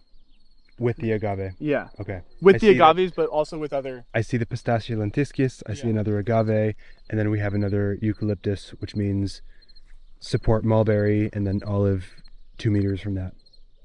Yeah. Cool. So that's the pattern. That's the basic pattern. And I just put in, like, basically now, this happened a few weeks ago, I got a little bit frisky. I was like, man, I just want more. I want more density. It's like there's successional gaps, there's issues. I would like to not have them. So I brought in, and this adds a level of complexity that I have mixed feelings on, but I want more density. I don't really want to plant another eucalyptus, so there's one every half meter. So I put in seed bombs of Leucaena and Acacia and Tagazaste. I'm not sure Tagazaste is going to do super well here, but I had the seed, and I just didn't want to, like, I'm not a seed collector. It's not what I'm into, so it's going to go out. Yeah. And that does add a level of complexity, but I put a seed bomb in essentially every meter to get a little bit more, just a little bit more density. And in like a year, that density probably won't matter as much because these eucalyptus are going to be pretty kind of booming. But I wanted it, so I did it. Yeah. I was kind of pursuing my own pleasure there. I was like, I just want more. Yep. And I also think that Acacia and Leucaena, that can be delegated. It's not adding crazy, like, ridiculous. It's not adding 10 more tree species into this to have someone have to figure out. It's like, no, it's still eucalyptus, acacias, leucaenas, mulberries, and poplars, like, and then olives. That's kind of the goal. And here you can see this area is a little bit more privileged. Up there, the eucalyptus is much smaller. Maybe head height on me. Yeah. And this used to be a huerto also, so you can still, the old beds you can still see. Yeah. A market garden. So you can still see the old beds. In like a perfect world, and that might happen this year, right before the rains start again in October, to come in. I don't want to till the soil and leave it bare right before the dry season, which is common cultural practice here, which is insane. Yeah, I'm like not okay with that specific thing, so I might just leave this up for the dry season, and then right before the rains come again in October is till it to flatten it out. Because it's a massive pain in the ass to mow in here right now. It would be. Because there was the idea of maybe like maintaining the beds and planting veg in here at some point again, and it's not actually going to happen. So I want to flatten it out so mowing is a lot easier, and then I could potentially use a hay rake in here. Yeah, nice. Because I would love to be raking this material over. Yeah, absolutely. But you get like, one reason I'm not super stressed about it is because I have these like, I'll steal a term from Matt Reese, like this hot dog bun of mulch on either side, because I had that organic matter when we put this in. Yeah. So like, I know the ground is covered here. Yeah. And I was able to because of the context of this installation, I was able to use enough material. And that's why there's a little bit less stress here versus other parts of the farm, where the soil isn't covered. Right. Because I'm like, oh, I know the soil's covered. The olives look healthy. There's at least a fair amount of trees up. It could be more dense. I can point out 1,000 holes in this planting. Yeah. Yeah. But it's here. Yeah. And I accomplished one of my goals so far. We don't live in a world of ideals, but ideally there would be much, much, much more castor in here. But the seed mix that went out, when it went out, I was like I was either on the day before my last day or my last day. Just cooked. And I just it had to get out and I had to leave. Yeah. And that's the nature of doing like a big install with no team in a short amount of time. Yeah. There's going to be some things. So that's why when I start out saying this, like, yeah, I did this in 7 days. Yeah. Yeah. Just for context. Yeah. Yeah. And there is like in Florida, I would really grapple with the grass being in the tree lines. Here, it's gonna dry out. And there wasn't much of a placenta 1 planted here. So the placenta 1 was spontaneous, and it has been managed back. It has been cut back, but And are you weeding this tree line by hand? only when I put in the seed bombs. Okay. Yeah. Because there's just not time. There's no time to do. Yeah. that. I'm imagining you like crawling around on your hands and knees through this. No. It's not happening. No. Yeah. So in the chickens, it's the chickens that kind of do that work. Yeah. Here, it's kind of embracing process and saying that like it's placenta 1, or it's spontaneous.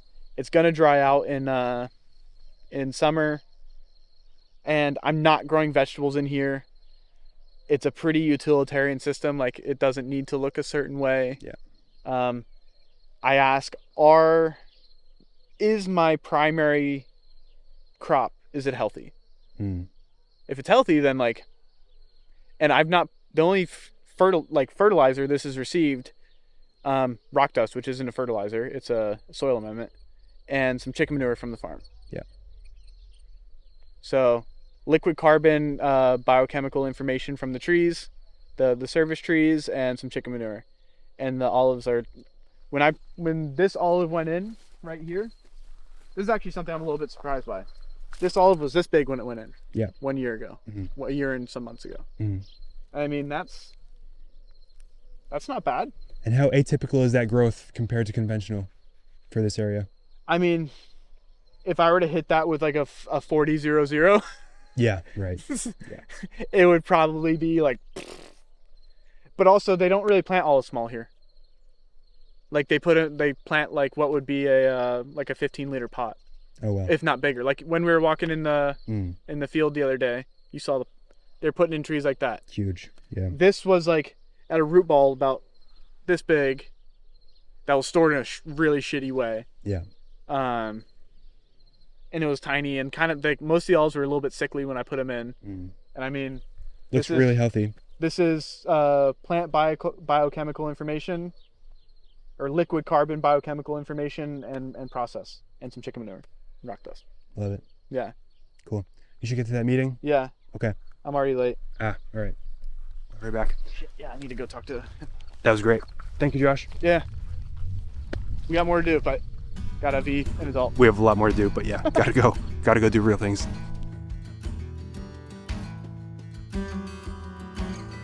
Here with Josh doing some olive pruning. So he's like, I don't know if you would classify yourself as a master olive pruner, but I would. Okay. Just based on what I know about you, you have tons of experience pruning them. You've pruned tens of thousands of olive trees.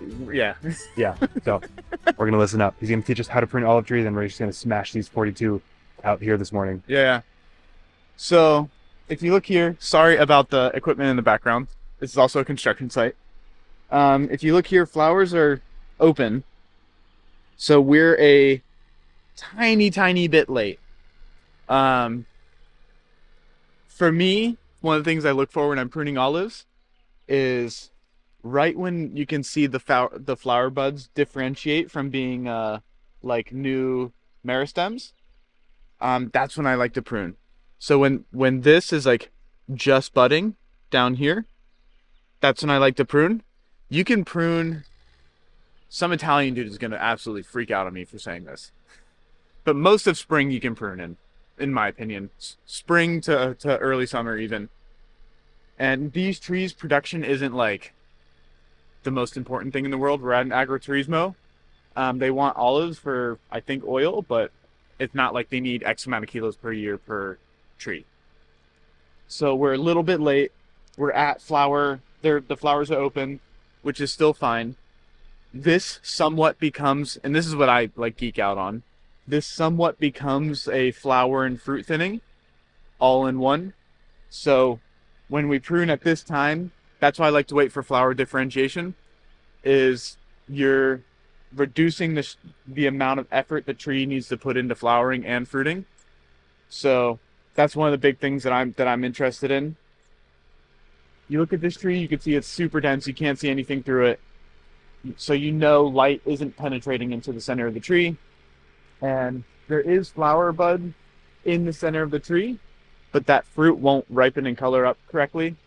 So one of the first two things I look at are, I use the terminology lifting the skirt of the tree and exposing the legs. That has a little bit to do with the management in here. Like they are at some point going to use a whippersnipper or a brush cutter in here.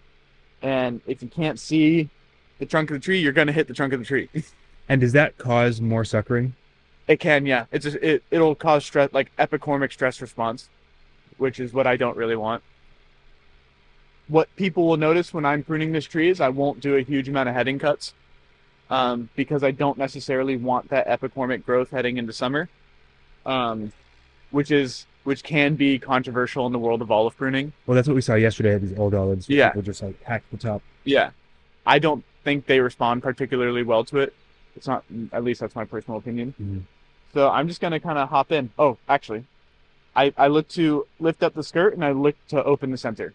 Those are the first things I kind of do. So you'll see me just kind of like dive into the tree with the goals of opening up the center. And for those who are worried about like making the wrong cut, sometimes I have no idea what I'm doing with the tree until I'm in it. I just make cuts, open it up. Okay, this is like, I have a general idea of where to start, lifting up the skirt and opening up the center, and then the tree, through an unspoken dialogue, the tree reveals to me what it needs to do. Yeah, so I'm just gonna go for it. Cool.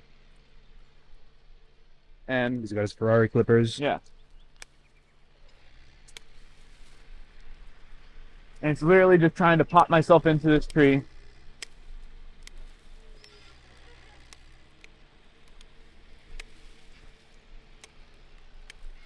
And unfortunately, you guys can't really see what I'm doing, but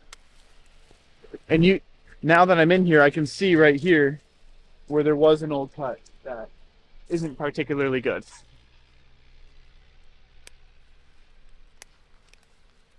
And so what do you do there at those cuts that previously, and what does it mean it wasn't a good cut? It was just a heading cut. And if you look at the placement of it, you can see it's not going to heal well. Like, it's not callousing over. It's just like exposed wood, and that wood is eventually going to cause like a cone of death into the center of that branch. So that's something that needs to be, we want our cuts to be able to callus over and heal. Yeah.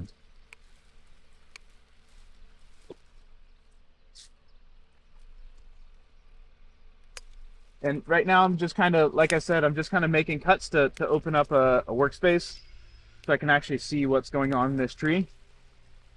So I'm working from the center and I'm working from the bottom, because I know those are things that I can do that I can make progress on this tree while gaining an idea of what I'm going to do.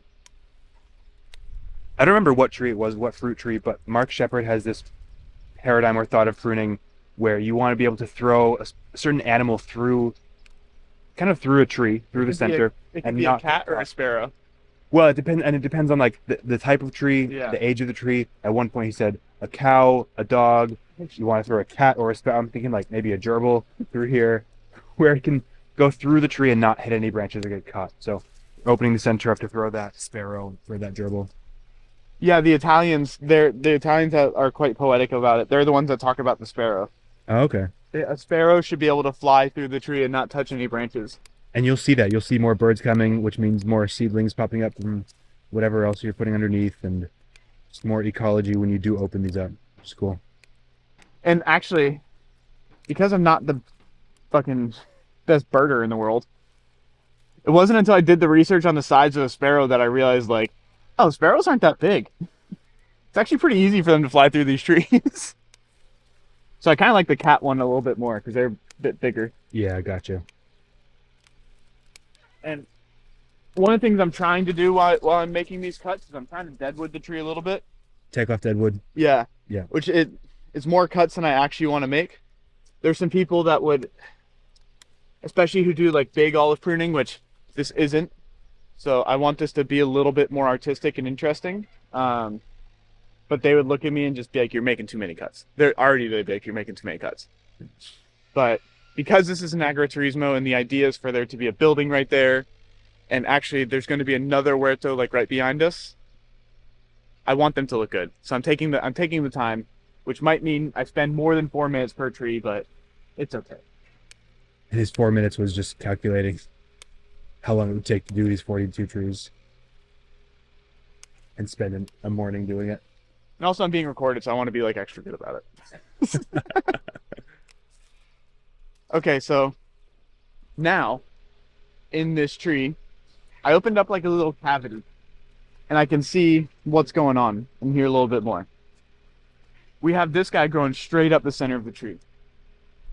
And now we're kind of figuring out what can we do that has the most effect.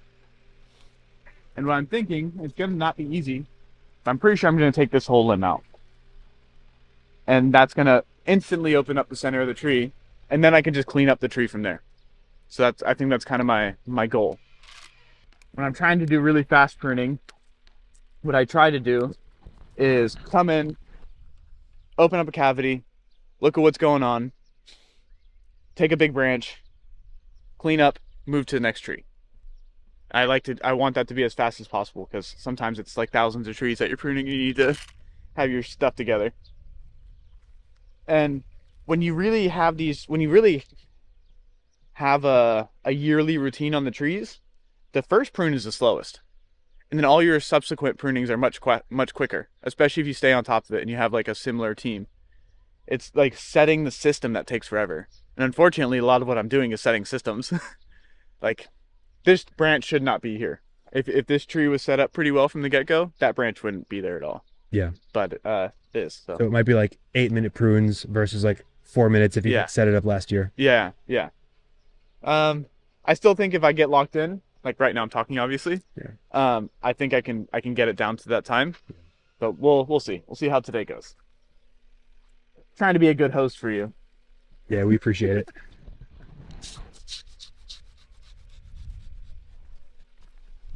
He's being really careful not to cut any other parts of the tree. That he's bringing the secateurs out to finish the cut. Look at that. Precision, skill, and precision. Now I can kind of get in here, put some gaps between branches. You can see that actually right there, that cone of death that he's talking about. The discoloration once that arm is, the discoloration on that whole... Yeah, this whole section right here. Yeah. This is all dead wood now. Yeah. So eventually, this will probably need to get taken back to like here. If it's going to happen eventually, would you just do it now? I'm gonna finish making my cuts and then I'm gonna look at that. Because there's also, if you look right here, it's a very similar situation. Yeah. It's just those heading cuts, they're not ideal. They cause all kinds of problems. And culturally, not only in Spain, but all over the place, those heading cuts are super common. But one thing also, this climate is about to get really hot. So I don't want to open up. I want to open up. It's a delicate balance right now because I want to open up the center of the tree, but I don't want to open enough that it sunburns. So do olives have a tendency to do that? What was that? Do olives have a tendency to sunburn? Yeah, they do. I mean, if you look at it as thin bark. So if you go too hard on it, it'll, especially on these young trees, it'll struggle. Gotcha. That's what's nice about pruning a little bit earlier in the season, is you can get some nice growth in before the summer starts. But it's not too late now. I think you're gonna come back. You're just gonna go.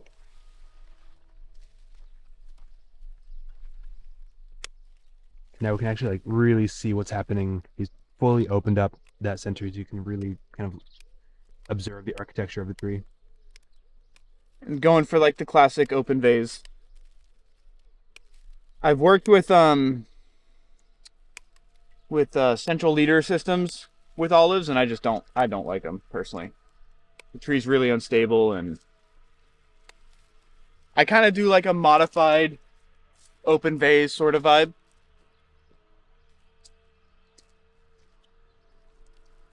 And the central leader would have been leaving that center one that went straight up and then kind of taking these outer ones off. Yeah, it's like Christmas treeing an olive tree, and I just don't, especially if you're in a windy environment, I'm not particularly fond of it. Yeah.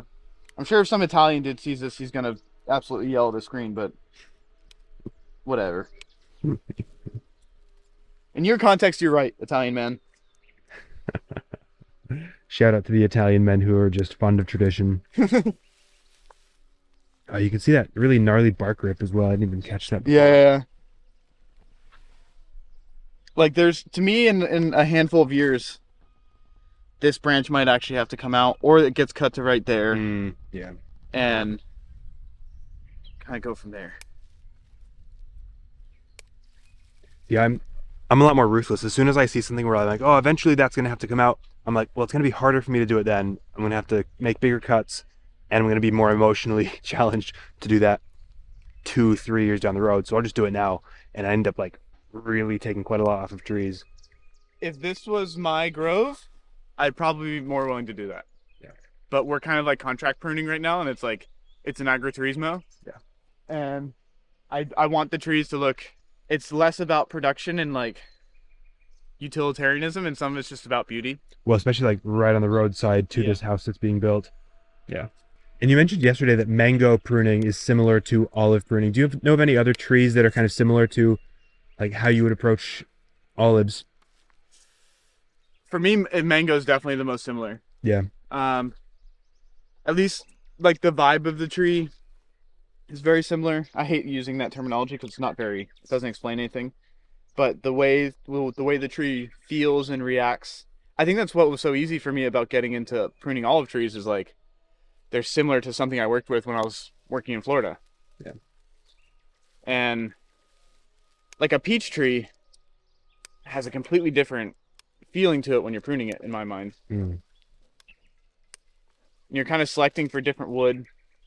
Like I was mentioning yesterday also, the like you don't tip prune, at least I don't choose to tip prune olive trees as much as you would tip prune a mango tree, because they fruit on different wood. Right. Olives are fruiting on the new wood. Olives are Or fruiting on last year's, last year's wood.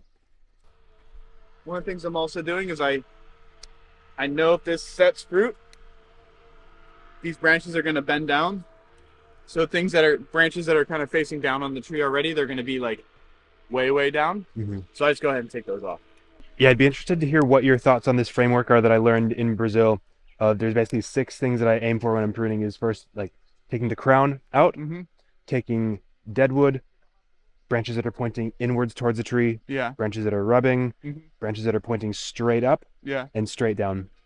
Those are the 6 like, to me, general. I take I'm not doing it on this tree as much as I normally would, but like even this one right here, it's not straight down, but it's down enough that I know if it bears fruit, it's going to be like this. So for me, I want to take that off. Yeah.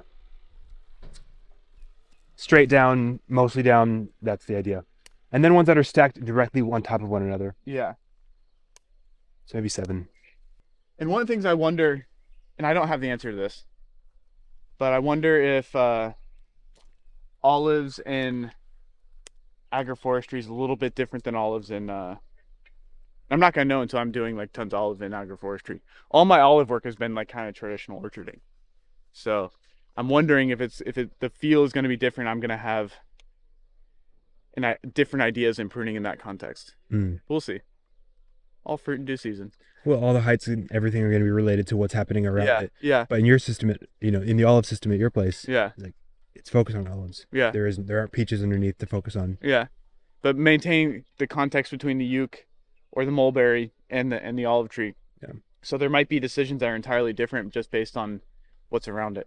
And I'm actually really looking forward to that. It's going to be a fun challenge, I think. Yeah. Cool. Well, this looks beautiful, man. I don't know if you're wrapped up, but this tree's pretty wrapped up. Yeah. It's a big difference. You can see even from where we started, something more like this, where now you can see the whole framework of the tree. And I don't feel the need to take much more out because 1, where we are in the season, 2, it's an agroturismo, and 3, there's some flower set, so just let it be. And we just did a big like flower and fruit thinning, so potentially it'll be able to concentrate more energy into what it has left. Mm-hmm. Some people would claim when you prune this late in the season, you might shock the flowers. I've not actually seen that, but I'm always willing to adjust if that is the case. Yeah. So yeah, that's the tree in my opinion. There's always more that can be taken out. There's always better ways of doing it, but the goal is to do this quickly. Yeah, it's mostly just do it quickly and maintain a certain level of beauty within the trees. Yeah. Thank you very much. No worries, yeah, mate. good share. Cleaned up, beautiful. Done. See you in the next one. Later in the day, maybe like 2.5 hours later, Something like that, yeah. just finished pruning, what, 42 olives? Mm-hmm. And we had some really cool discussions as we were going. 3 main topics. One of them was something that you guys are maybe familiar with already that I talk about, is the photosynthesis to mass ratio. We spoke about this before. Is, you know, a really high photosynthesis mass ratio is when trees are like pumping, they're in that growth phase. And when they start to stagnate, you have like a bunch of dead wood, old wood for very like little leaf foliage on the outside of the tree. Josh has mentioned canopy cycling and then leaf to wood ratio. Yeah, yeah. Similar thing, but slightly different, especially as it relates to pruning the fruit trees. What he was talking about canopy cycling, I do a lot of just by nature of with the tree lucerne and a lot of these support trees, but you're speaking about it in terms of fruit tree management over time. Yeah. So the canopy cycling, every time we record, there's a piece of equipment running. Like in terms of canopy cycling, it's a lot of it is talking about maintaining a certain leaf to wood ratio. Always aiming to have more leaves than wood, because more leaves equals more photosynthesis, which equals more root exudates, just more sugars within the tree itself, which equals a healthier tree. So the idea of cycling out old wood and maintaining the wood that's necessary for fruiting, and not necessarily being super dependent upon like really structural wood. If we look at like this, or not being dependent upon old wood in the tree. If we look at this carob tree right here, there's a lot of like older wood in this carob tree that isn't necessarily super productive. There can be more leaves in there. Carob trees do produce on older wood than say olives, but they're still just kind of like old stagnant growth in this tree. And the goal with fruit trees is to keep as much photosynthetic potential within the tree as possible. And canopy cycling can take the form of like, it can be on 5-year cycles or 10-year cycles or 15-year cycles, depending on the species of the tree itself. With olives, I think it's kind of a longer term kind of situation where I have the idea of like a 7-year canopy cycle. So you don't really maintain older like structural wood older than 7 years. And that with different, like I mentioned before, with different trees, there's different lengths of time that it takes. And keeping it really practical, one of the ways you can actually maybe look at doing that for your fruit trees is it's very likely that as you're pruning every year, every other year, there's little suckers that are coming up down here. And those in a natural system with an unmanaged tree would eventually become the next canopy. That's who it was. My buddy, who's an arborist, he trained me like 3 years ago starting out with this. He called it canopy restructuring. Okay. Is that what you just called it? Canopy cycling. Cycling, yeah. So I'm trying to remember my buddy's name. I'm terrible, I can't. I'll remember it later. But he talks about canopy restructuring, where it'll almost have a sub canopy in here. Like it'll have younger, more tender growth, but you can almost see like the old canopy and the new canopy waiting for these branches to break. That's your job, is to pay attention to when it's time to cycle this out. Are we creating the canopy that we want here for whether it's a 3-year cycle, 5-year, 7-year, 8-year, depends on the tree. I don't know those numbers off the top of my head, but that's how you would approach it on a really practical level. Is in here, little shoots are coming, and usually we just prune them off to keep it tidy, keep airflow. But paying attention to that canopy cycling, you might decide, hey, we've got a lot of dead wood, a really low photosynthesis to mass ratio. After a few years, you know, maybe 5 years, let's start looking at choosing specific one of these, like canopy, I don't know what it would be, but looking at canopy restructuring, canopy cycling. And I think actually, while I have you here, it's worth, if we observe the way we prune these trees, a lot of the cuts we made, almost, I would say the vast majority of the cuts we made were thinning cuts.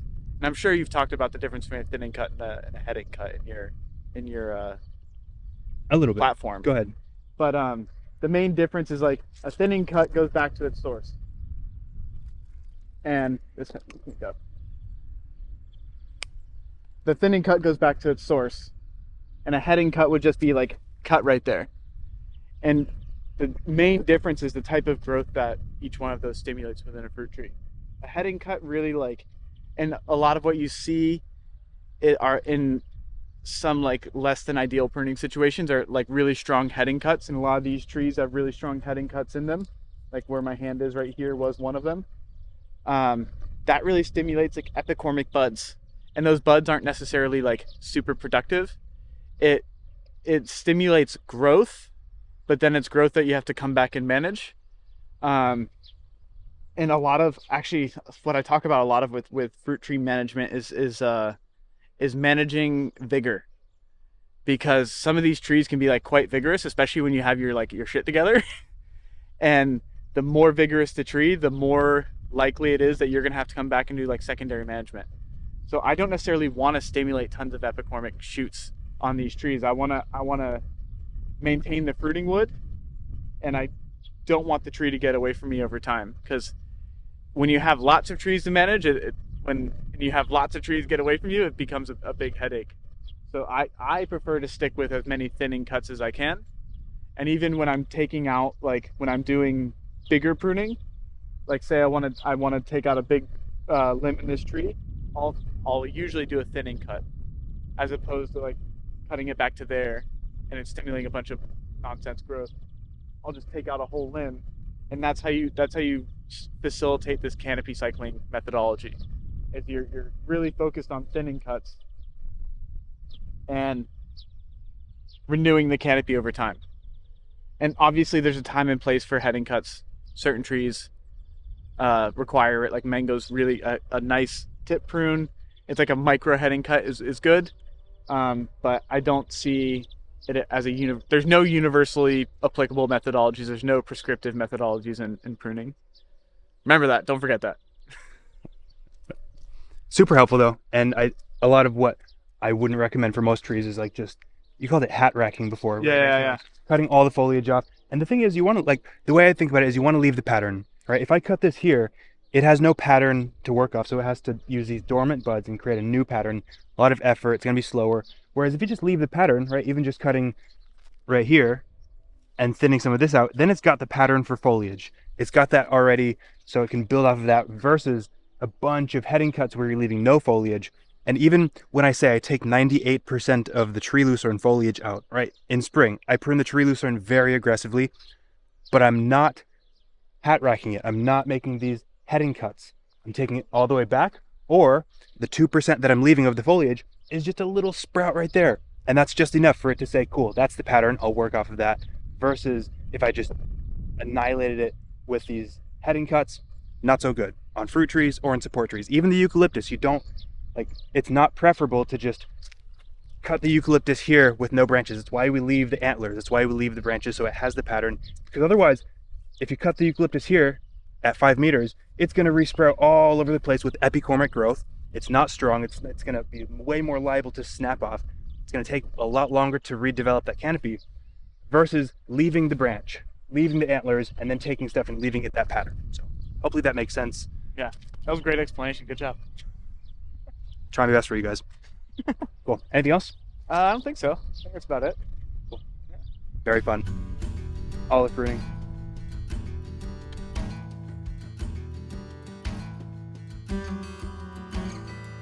All right, here with Josh, we're gonna do some acacia or some support tree pruning. I think that's mostly what we're gonna be focusing on, is just probably living these up. Josh is gonna run through on the first few how he's doing this, what decisions he's making, and then we're just gonna smash a bunch out. So listen up.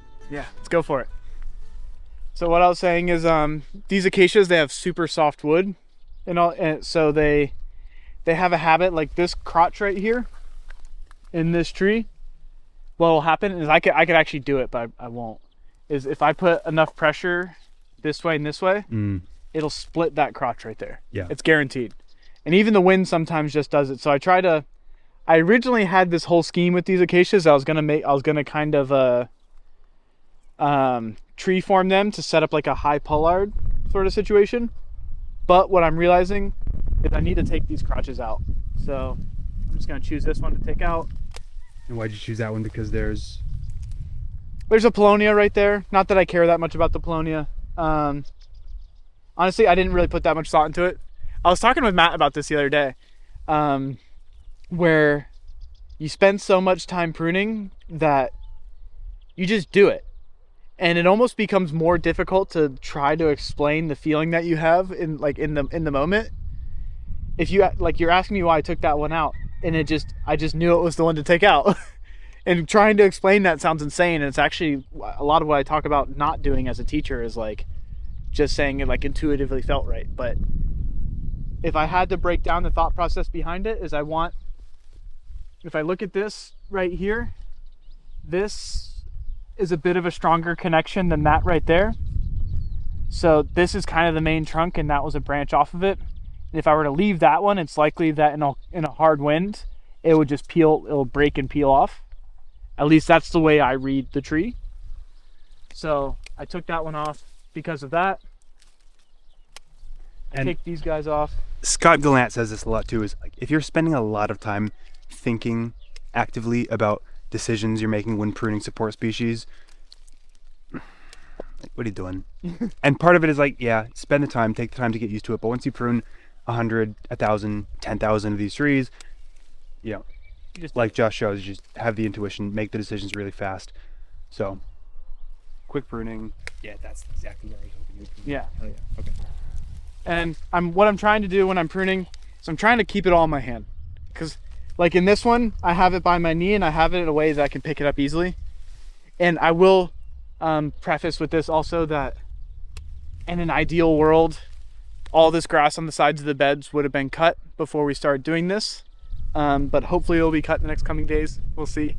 And I can take more off of this if I don't want to spend too much time thinking about it. The main reason I took this one off is because I want to be able to pass a tractor right here and not whip this thing around. And that's kind of like, it was begging to become the apical meristem if it wasn't already. Yeah. And so just letting it do that. Yeah, just kind of leaning into what it was trying to already do.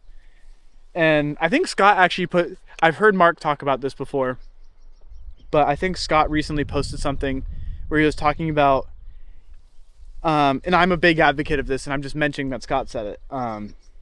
Like when you prune a tree, even when it's a service tree, you're not necessarily pruning it trying to get something from it. Like I don't have the kind of relationship where I'm going to this tree ask, what can I take from you?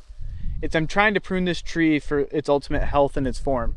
That's kind of like the ideology that I have and I try to follow. And it might seem like that was a bit of a harsh prune, but to me, I know for a fact that I can cut it right there and it's going to grow back. And I happen to know that pollard and coppice trees live exponentially longer than a naturally expressed tree. So my goal when I prune this tree is how can I make it to be the fullest and most beautiful expression of the creation that it is. That's what I'm going for. Yeah. Yeah. Makes sense. So trying to keep everything in my hand when I'm pruning, because the closest fruit tree that we have is right here, and I'm trying to prioritize my fruit trees, and I don't have enough organic matter here to prune to cover all of the ground, so I'm prioritizing my fruit trees. And what I'm doing right now is one of the things when I'm talking about a good service tree. This is what I'm talking about. Like, easy to move by hand. Easy it to just pick like, apart. Yeah. feels so good. Yeah. The wood is soft. It's easy to manage, and I'm not necessarily going to make an apical cut on this uke yet. Just limbing it up, trying to send some liquid carbon plant biochemical growth information. I just like the way it sounds, that's why I say it that way. Yeah, yeah. It just sounds good to me. Sounds fancy. Yeah.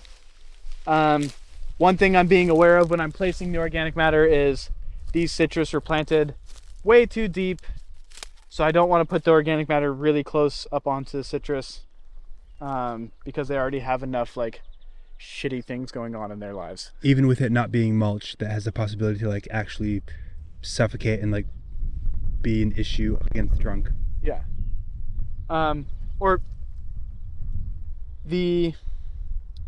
I don't want to put too much like up on there, specifically because I don't because the tree was already planted deep, it already has a like a wound that isn't quite healed. At least this is the way I perceive it. And I don't want to take the chance of adding even more stuff up on the trunk, even though these are leaves and sticks and it's not like soil. It's much lighter and more forgiving. I still don't just like, I'm probably being a little bit paranoid, but I'm just trying to give it the space that it requires, and I want to protect the ground around the tree. If the tree was planted at the right depth, I would be a little bit more, I'd put the organic matter a little bit closer to it, but it wasn't. So, and for those who are paying attention, Josh has also got the Ferraris. He's who I originally learned about them from, so great to see. Yeah, I'm thinking I'm gonna tattoo these right here. That's my plan. I like that idea so much. Next time I see you, you're gonna have that. Yeah, I probably will. Okay, number 2. Okay. So this has multiple crotches in it, and I'll pop some branches off so you can see them. I'm gonna take a wild guess at which one he's gonna. Also, how he's gonna prune this tree. What I want to mention is there's a plum right here, and our acacia is kind of on top of the plum. So I think I'm stealing this language from Mark Lieber, but there's a apparently it's Lieber. Oh, is it? I've been saying Lieber for like a few months. And oh shucks. Apparently it's Lieber. Sorry, Mark. From Mark Lieber, and I'm pretty sure he talks about like conflict. Like conflicts between trees. So I like using the term like conflict resolution and coming through and like and kind of dealing with that and popping that off. And theoretically that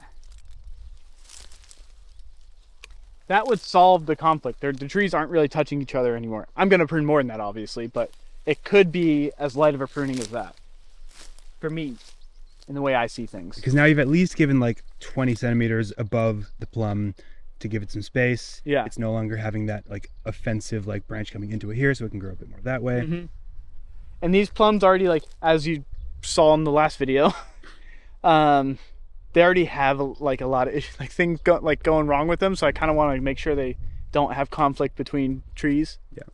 And then we're gonna go through and just kind of start fiddling with this one. Would you prune the suckers off this plum at the same time? Like these shoots coming down from the base? This one is above the root, the graft. This one isn't. Right. So take that one off. Yeah. I'll be honest with you, I wasn't going to until you said it.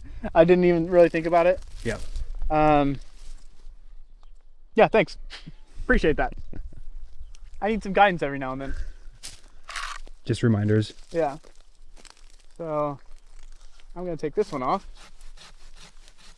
And I know I'm breaking a rule, but what rule is that? Like not making a an over and undercut and breaking it off and like having a clean cut and a slop cut. Yeah. But I was able to handle the weight, so. So right now, because we're getting ready to head into very hot, dry time of the year, I have a choice to make. And I'll be honest with you, I'm not exactly 100% sure of the answer. I want the plant, I want the growth hormones, but I also want shade. And I've read in articles and I've heard people say like prune regardless of drought. Even when it's like a water stress situation, you still want to prune. I haven't found like, I also have in the past followed the idea of you prune when precipitation is over evaporation, which is actually not right now. So that's kind of something I'm constantly battling because we're not in rainy season. Is that more of like a conventional school of thought that you don't prune unless precip's over evap? If you want to call like maybe more like traditional, like old school food forestry. Yeah. I don't think I call it conventional. Okay. And if that is becoming conventional, that's kind of cool, but it's still rather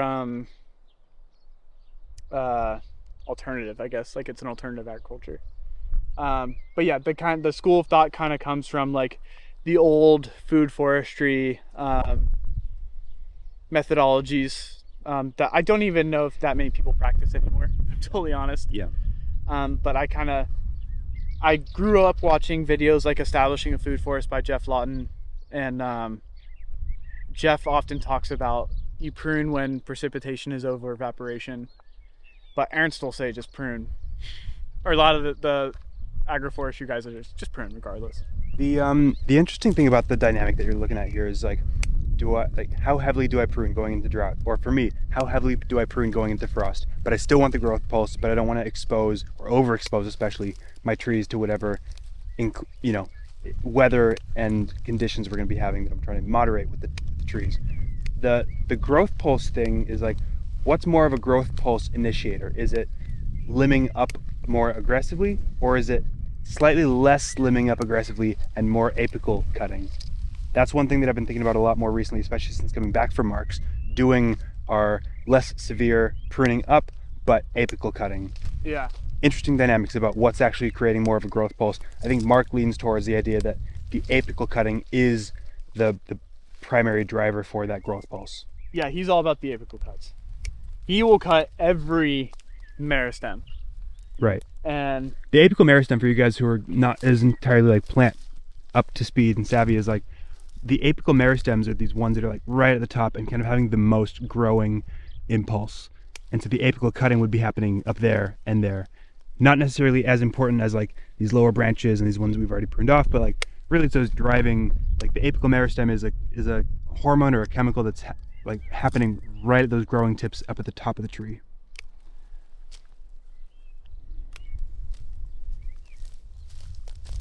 Actually, this is probably more time than I would normally spend. Oh shit! See. Yeah. See, that's exactly. That's what this tree does. It just snapped.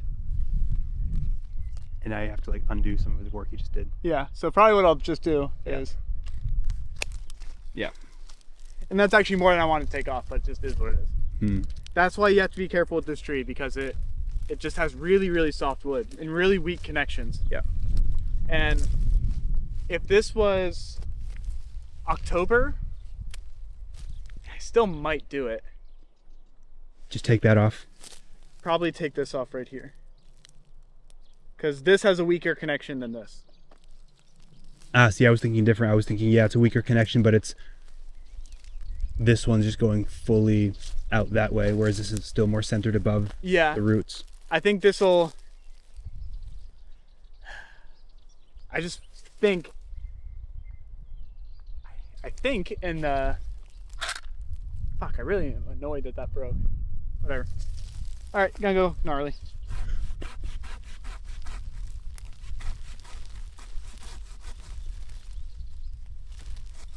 Part of why he's getting away with doing that without the undercut there is because he's holding the weight of the branch up as he's cutting. He's not just letting the weight of the branch drop, because if he were, then it would just rip down the base. And so, don't actually do what I just did. Do it the right way. Or just know how he's getting away with doing it the way he is. Learn the rules well enough to know how to break them. Yeah, that's the one. But don't just start breaking the rules. Like, follow the rules a long enough time that you understand the appropriate ways to break them. Because if I hadn't made hundreds of thousands of cuts over my career, I would have messed that up. But, and I almost did actually mess it up on camera, but because I kind of know what I'm doing, it's a fairly clean cut.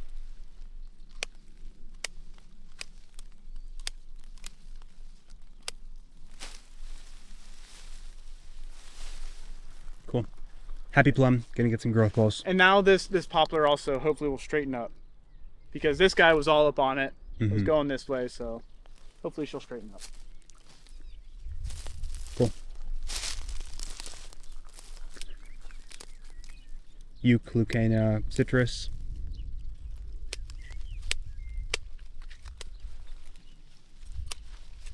Always trying to keep in my hand as much as I can. Same direction. And be as close to the collar of the tree as you can. He's cutting as close as he can without damaging the actual trunk. So biomass done.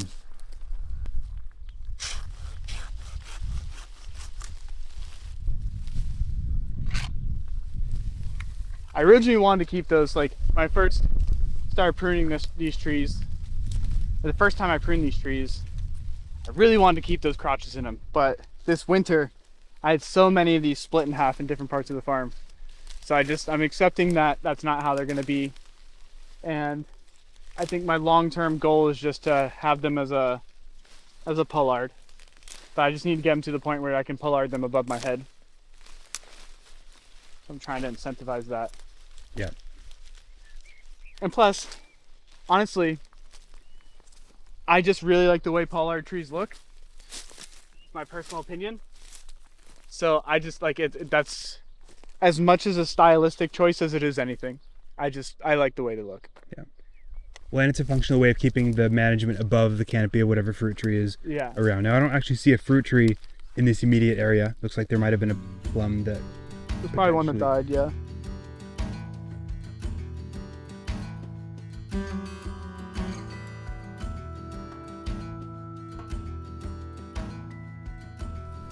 Found another dead or dying Capnotus tree. Is Capnotus the scientific name? Yeah, it's the genus. Okay. The species is like Tenebrinosis or something like that. Oh, there. Oh, nice. There it is. I'll try and get it out a little bit more. So you can see why it's called the flat head. This is the head. I kind of messed it up. I stabbed it, but it's flat-headed. This is a stone fruit. It's a woodborer. Flat-headed stone fruit woodborer. I mean, it's killing trees. Yeah, it's doing what it's supposed to do. We just don't like it. Yeah, kind of fucks with my plans a little bit. Jeez. All right. And you can see how much like this is all where it's been hanging out. It's been all up in there. Yeah. Man, that's brutal. I do not envy you guys having to deal with that one bit. Just Europe has so many problems, man. Yeah, he said the other day, he's like, Europe's just had plenty of time. Oh, there's one. There's another good one. Look at that. Get out. One piece. Oh, come out. Come on. Oh, there. Oh, man. That's what we're dealing with. I'll just put it in my hand. This one's still alive. That's so gnarly. So this tree as long as it has this inside of it, it doesn't stand a chance. Like it doesn't matter how much effort I put into like making this tree thrive. If that's inside of it, it doesn't stand a chance. Ultimately, it's just trying to put this tree back into the soil in the form of soil carbon so it can support other trees in the future. It's saying that this tree is from a system that's too far along in succession that it's not appropriate right now. Yeah, that's how I perceive it. Yeah. And we have to take personal responsibility in that, like, this is happening because we didn't recognize the traits that, or the conditions that this tree requires. And in a situation like, you're from New Zealand, so I'm going to use New Zealand. In a situation in New Zealand where you have potentially more privileged soils than here, and you get, what did you say, 2 meters of rain? What's considered an accumulation system there and what's considered an accumulation system here is like, in the time scales that you work with in accumulation, they can be potentially way different. And that's why when we were having the conversation the other day, when I was mentioning, like, I'm not super into like prescriptionary agriculture, where it's like, oh, you sit in accumulation for 2 years. Well, in New Zealand, 2 years. Yeah. Here, 15. Yeah, like who determined that 2 years? Yeah. What's funny is this thing's actually biting me right now, or it was biting me, because it has those jaws. You can see. Yeah. It's funny. The camera's actually picking up and focusing on it as if it's an eye. Whoa, that's gnarly. You can see it like really trying to. Jeez. Flathead, stone fruit, wood borer. And for me, like, I would like to see more agroforesters really coming out and being like really honest about dealing with these sorts of things. Because what we spend so much time talking about, like, the agroforestry solves all the world's problems. It's this incredible, like, and to a certain extent it does when it's done appropriately.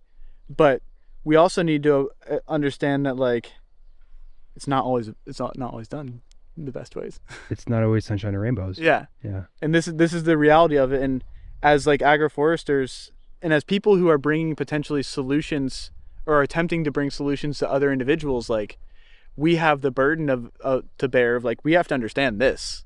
Like, if we're in an area that this exists and we're telling people to plant peaches, then, like, we have to know what this means. Like, that's part of the burden that we bear as people that are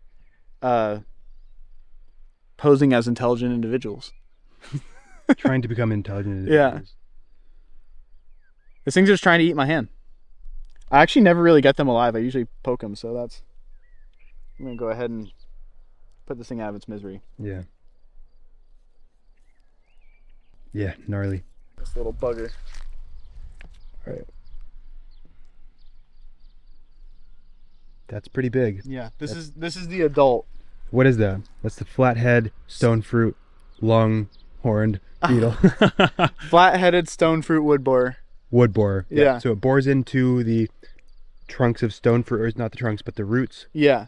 Of stone fruit. This is the adult. So what the adult does is the adult chills in the canopy, and it chews on the bark, and it messes up the leaves too. And it lives in the canopy. It messes up the tree, and then it lays its eggs in the soil. And the larvae are kind of what do the big damage. Is they hatch and then they bore into the roots, and they can get like this long. And they'll ring bark the tree and just kill the tree. In the process of 2 years. Yeah. Yeah. Yeah. So what I do is I go through, because these things are kind of hard to actually just like pull the head off of. So I talk a lot about peace agriculture, not being at war with like the planet. And I put a lot of effort into trying to get that message across. But the nature of my career path and the reality of my career path is like, oftentimes I'm not managing systems that I installed, and I'm like retrofitting systems. And I also have the unique understanding of that, like, there's pest and disease in agriculture when the systems aren't like when they're not as they could have been. So I have to live with one foot in this understanding of like, I want to have a peace agriculture and I want to practice peace agriculture. But when the appropriate steps aren't taken to get towards a peace agriculture, you have to live in a war agriculture too. And I choose to not see that I am at war with these organisms. That I am a pest of the pest. So this organism is in my care, as it were. As like the peach tree is in the fact that the peach tree has this organism trying to facilitate its death and rebirth into soil carbon. The Capnotus is under my management, and I am the pest and disease of the Capnotus. So that's kind of how I try to frame it, so I feel a little bit less like I'm at war. Chopping these heads off. It's just under my care, and I'm the thing that is controlling it or managing it. If this were a system that you had planted, would you not include species that are prone to this beetle or other diseases? Because you mentioned yesterday that this is a particularly difficult site because there's like 2-3 times more disease pressure than you're used to with your previous, workings in the States. Yeah. I'm not going to say that I wouldn't plant peaches here. I think there's potential to like do peaches well here, actually. But I think acknowledging the place and succession that they lie and working with that, it's also not a matter of whether or not I planted the system. It's kind of a matter of whether or not the context of the time that I was in when I planted the system allows for it. Because like the olive agroforestry, I planted that, and its problems and its issues that it has, though there aren't really that many, they're a representation of both myself and the context of the time that I was in when I planted it. So the fact that it's not as dense as it could be, and the fact that it does have successional gaps, is a representation of that. Not so much peaches, but like apricots and those sorts of things, they've been here for a long time. And and they can be here. It's just recognizing where they lie and working within that framework.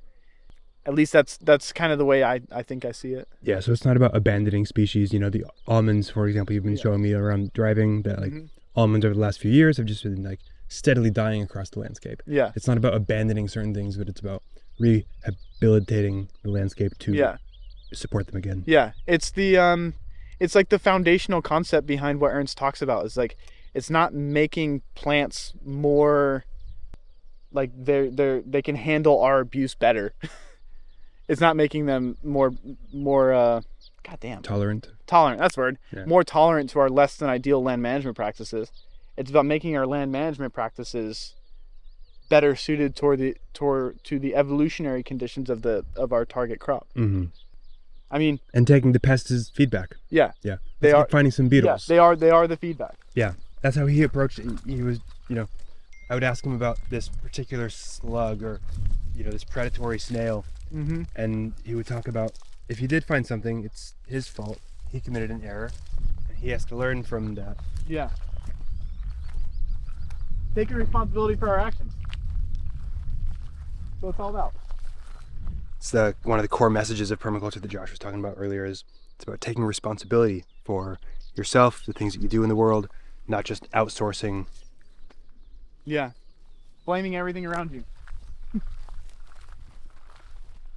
What's difficult now about trying to pick up, like, this is another one of like the funny things. It's like, okay, there's cap notice on the trees, but there's also leaf curl on some of these trees.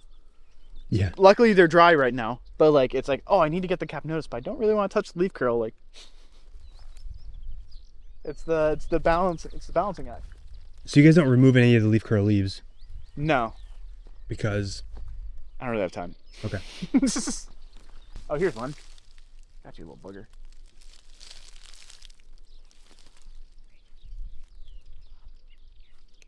Wish I was wearing I should have put my belt on. One issue, if I take personal responsibility, is that I should have sprayed that sulfur right before bud break, because the leaf curl, the fungus like hangs out like right in the buds.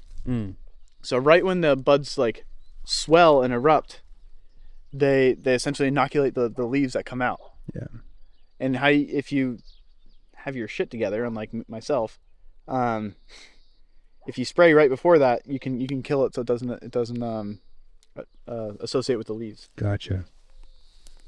The thing is, like, it's one of those awkward years where you have more than you can possibly eat, but not enough to really do anything with. To like sell. Because it's not enough to really wholesale, and you almost spend more money trying to sell them than you do than they're worth. Yeah. So it's like, what do? We just eat tons of peaches, I guess. Not a bad life, but also not the life that not maybe the purpose of the system. Yeah. But it'll get there. Yeah, and that's not like a critique of the system itself. It's an observation of the time we are as a business. Yeah. Or the place and time that we are as a business. Mm-hmm. Like that's like any orchard at this time in its evolution. Yeah. And they speed that up in commercial orchards in New Zealand now by planting just super, super dense. Yeah, yeah. So they'll plant avocados at 3 meters. That's actually not that dense. Well, historically it was 10 meters. Yeah, in California they'll plant them, they'll put them on 2 meter spacing. Yeah, well. It's kind of ridiculous. They'll do apples at 1 meters. Yeah, yeah. Crazy. I managed super high density olives for a moment in time, and it was 2 meters. No, I think, yeah, it was 2 meters. And is that your preference as well? Just like super dense, lower management? I mean, I say lower management, not in like terms of how much management, but like actually lower tree management on the ground versus higher like up. Keeping a tree low? Well, because you have more of them, so they're kept smaller. I'm not super keen on super high density anything, really. Yeah. Like in terms of like monocrop super high density. Right. In terms of managing fruit trees, I was in the early part of my career a huge advocate for like, you keep the mango 2 meters tall. And a mango's a high strata tree, like in this example. Yeah. So keeping it 2 meters tall doesn't give you much ability to do a low strata thing there. No. So if you're trying to go high-low, and like, or a medium, emergent medium. No, 2 meter mangoes are for only having mangoes. Yeah. And so I've come to the realization that like I want a tree to express itself, but also the fruit tree and I are in a relationship with each other. I got sidetracked and I'm thinking about the apical cuts on these ukes. Yeah. Because at this stage, I don't know if you saw, Mark was doing his apical cuts like way lower. Yeah. I've seen them apically cut here. They'll start apically cutting when it's like down low. Yeah, that's wild to me. And I'm not opposed to that. But one thing I kind of like the idea of is harvesting these as polewood one day. Yeah.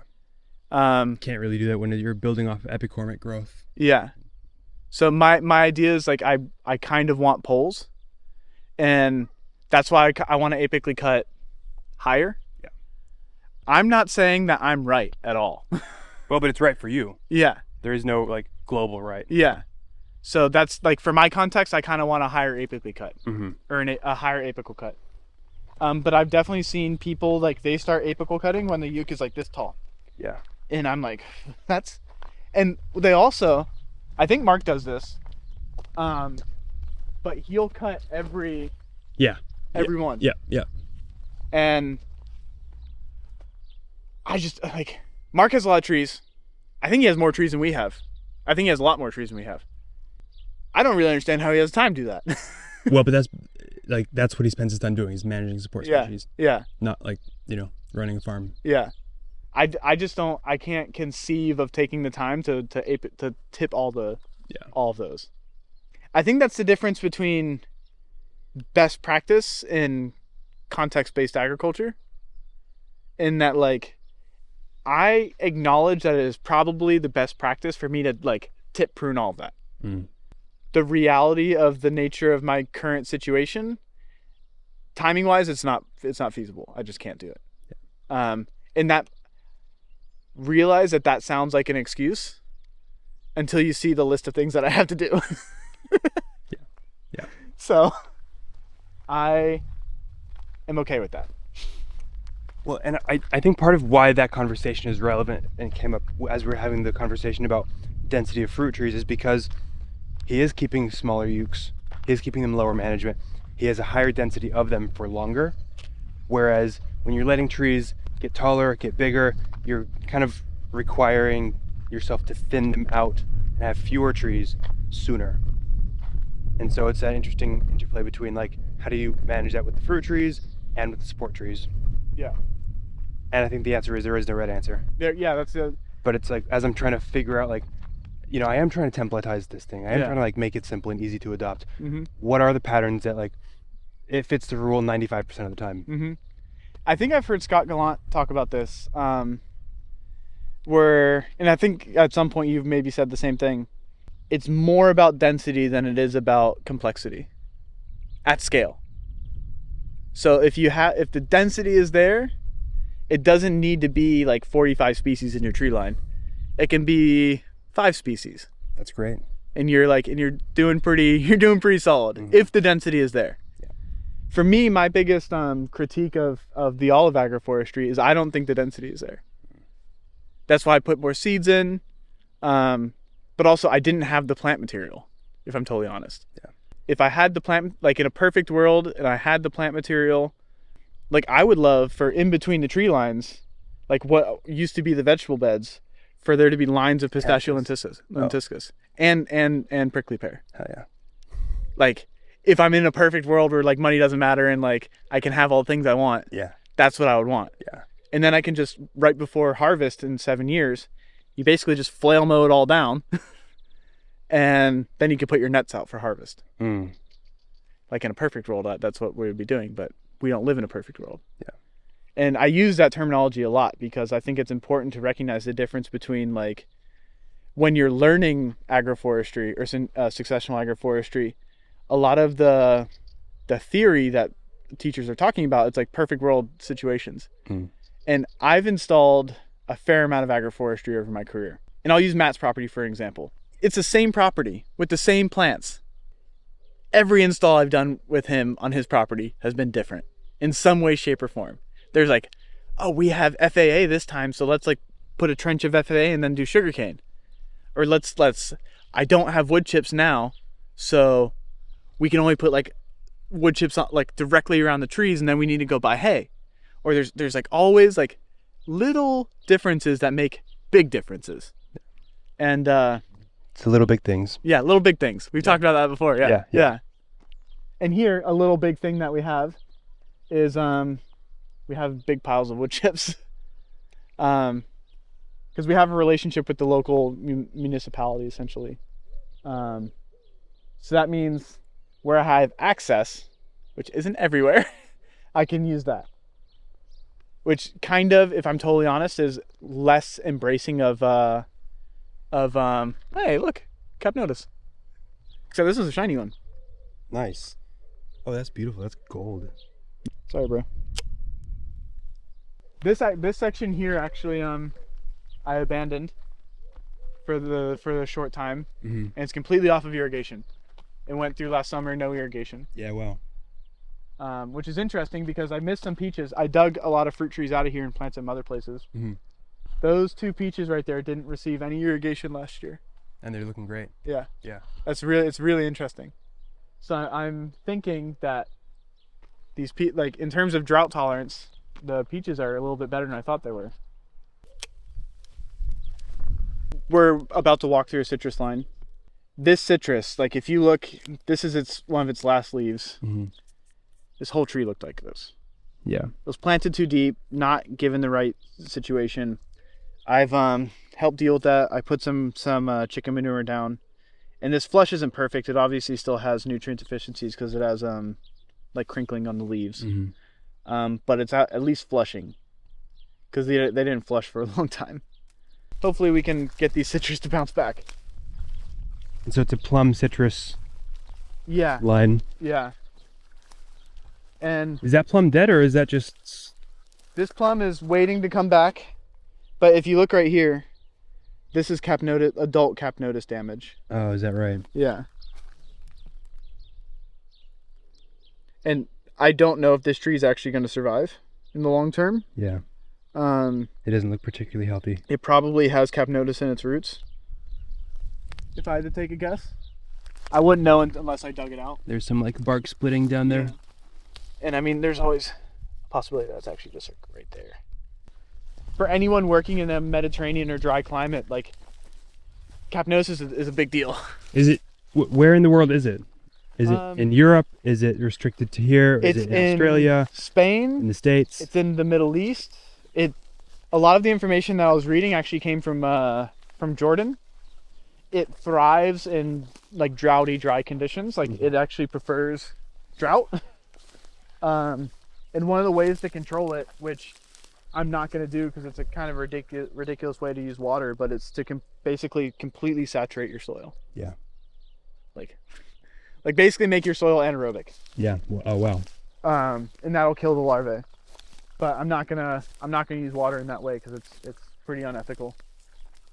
Yeah, seems pretty irresponsible.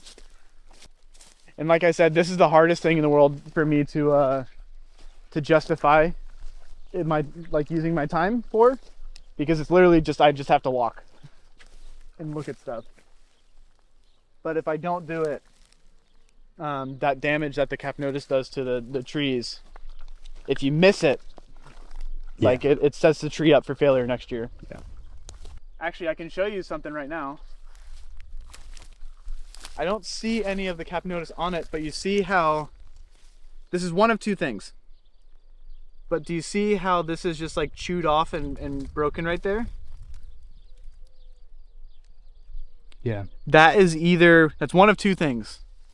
And I'm not saying it's Capnotus for sure, but that's what Capnotus does.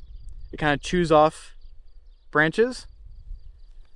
But this is also a very windy site, and this is like really supple new growth. So it could have been the wind also. And so much of what like fruit tree management is is observation and like learning to understand pattern in like a really unique way. So Yeah. you see that, it's like, okay, it was either because of the wind, because I've seen wind do that, or it was cap notice, but it's mechanical damage either way. Yeah. And to me, that's like, okay, we need to Pay attention. Yeah. And this, if I can go back to when this site was first conceived of, first thing I would have done is I wouldn't have planted any agroforestry. I would have planted windbreaks. Yeah. Universally, windbreaks. Yeah, windbreaks first. And that's the thing that everyone is completely unattracted to doing. Well, everyone's attracted to planting everything all at once from the start, so you can just get fruit production faster. But that's the universal methodology for failure. Yeah. No support species, no windbreaks, just throw all the fruit trees in at once. Yeah. And you aren't really seeing, like, today's a really nice day. There's no wind ripping through here, but the wind just, it goes hard. Well, I'm sure if I stick around long enough, we'll see some. Yeah. And one of the things I was worried about on, for someone, this is the same eucalyptus I planted over in the olive agroforestry. For some reason, the cap notice does hang out on these. Oh, sorry. Make sure you're looking for stuff. Honestly, put your eyes on your trees. The idea of I'm losing battery now, but the idea of just planting and walking away is foolish. Don't do it. And he said, farmer's footprint or farmer's shadow is the best fertilizer. So Yeah. use that time, use those feet. Go look at your trees. Get those steps in. Don't be lazy. No lazy body. It's not all sunshines and rainbows. Yeah, but that's part of it. It's being intellectually honest. Yeah. And you can see once I get to it, it's just tree down here is essentially ring barked, like down low. Because this is all dead wood down here. Yeah. Because the young ones will be down in these roots. The small roots. Yeah. Gotcha. The density thing is like, what's the prescription? What density should people ask me this all the time inside this community right here in the fellowship? People ask me, what density should I plant my thing at?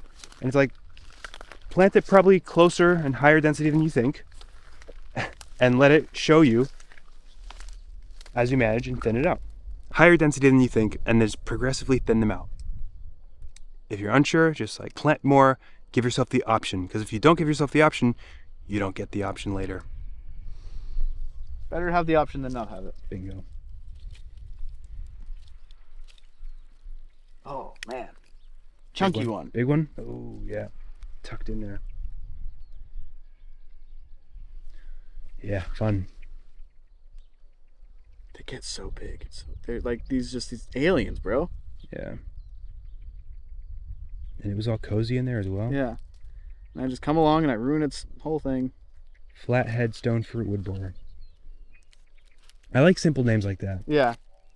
Like it's complex when the first time you say it, but then when you realize like what it actually is. It has a flathead because you've seen it now. Yeah. It affects stone fruit. Yeah. And it bores in the wood. Yeah. Yeah, let's not let me take that one back to New Zealand with me. No, don't do that. Actually, New Zealand's too wet, I think, for it. Ah, good. Yeah. Perfect. It like really likes like places in the Middle East. It likes here because they're dry.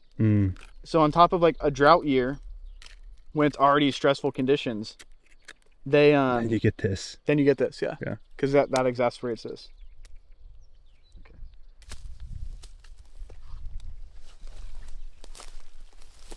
And when that tree was dormant, I thought it was dead, but I don't think I pruned it because I just walked by it. And I was like, oh, I guess I'll see if that tree's dead in the spring. And it was. So now, pull it out and get rid of it. Yeah. If I was a better agroforester, I would have like a pocket of seeds right now, and I'm just like, okay. But I don't. Yeah. I don't have any seeds right now. You'd have a pocket full of seeds and sticks. Yeah.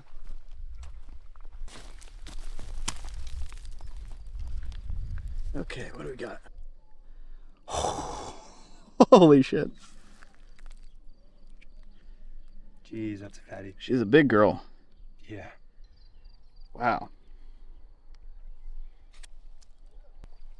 Man, these ones are big. Yeah. Okay. Yeah, this tree was never going to come back.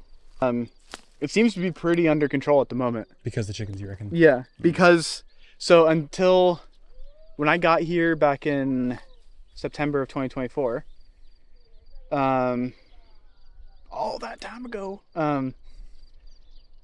the chickens weren't integrated into tree lines yet. Right. I think I mentioned this before. We decided to integrate them into tree lines, and when they weren't integrated, there was definitely cap notice issues. Yeah.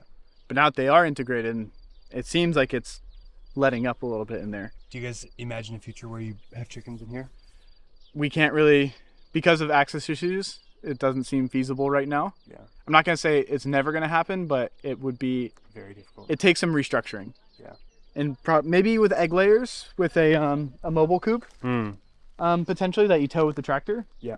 But we'll see. I think chickens are our best bet, most likely. That isn't me coming through and doing what I'm doing now. I like the fact that with chickens it's process based. I mean it's pretty process based right now, but like all the papers I've read on it, it's basically like nothing eats them. They're tough as can be. There aren't really any sprays for them, but we think kind of works moderately. Yeah. It's so fun. It's really interesting that for how much damage it causes, basically everyone's like, we don't know. Yeah. It's a really funny little creature. Yeah. We'll get there. Maybe when the rest of the world catches it. Yeah. And what I'm trying to do right now is I'm trying to reduce the breeding population. And So Josh said he's coming out here every week this season to do this. In an ideal world. that's like that's the parentheses after everything I say now. Yeah, the perfect world that maybe doesn't exist this season.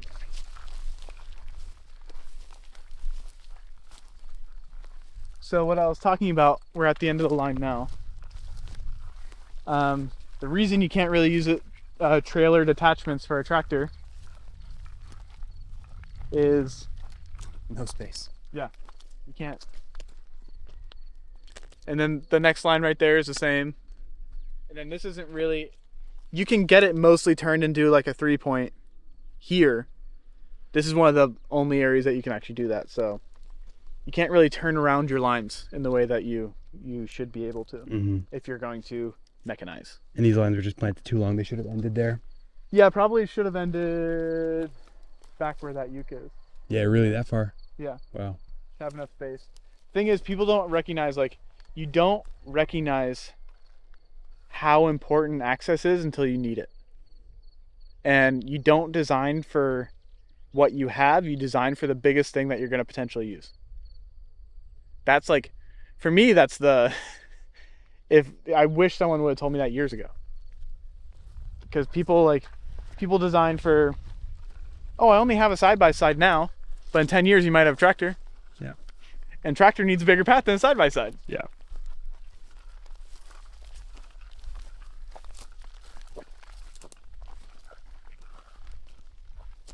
These guys they're pushing new growth, finally.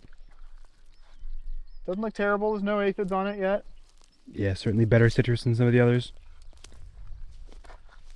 Yeah, I mean these ones are definitely nicer than some of the other ones.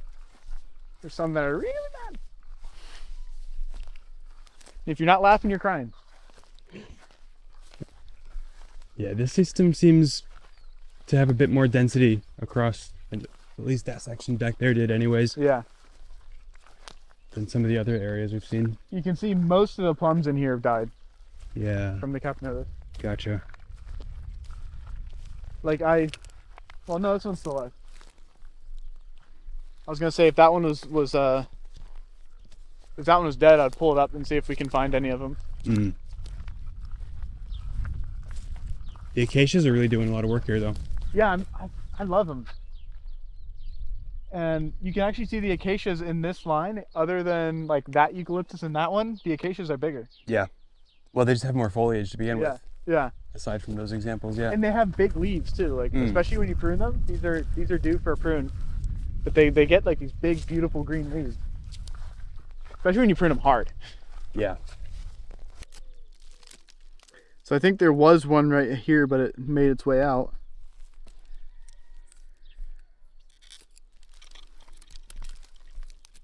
Just because of how kind of like opened up the bark is. Mm-hmm.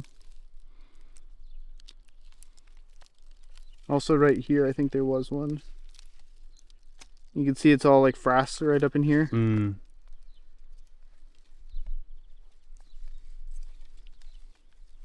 And they get these weird like gulls on them. Yeah, interesting.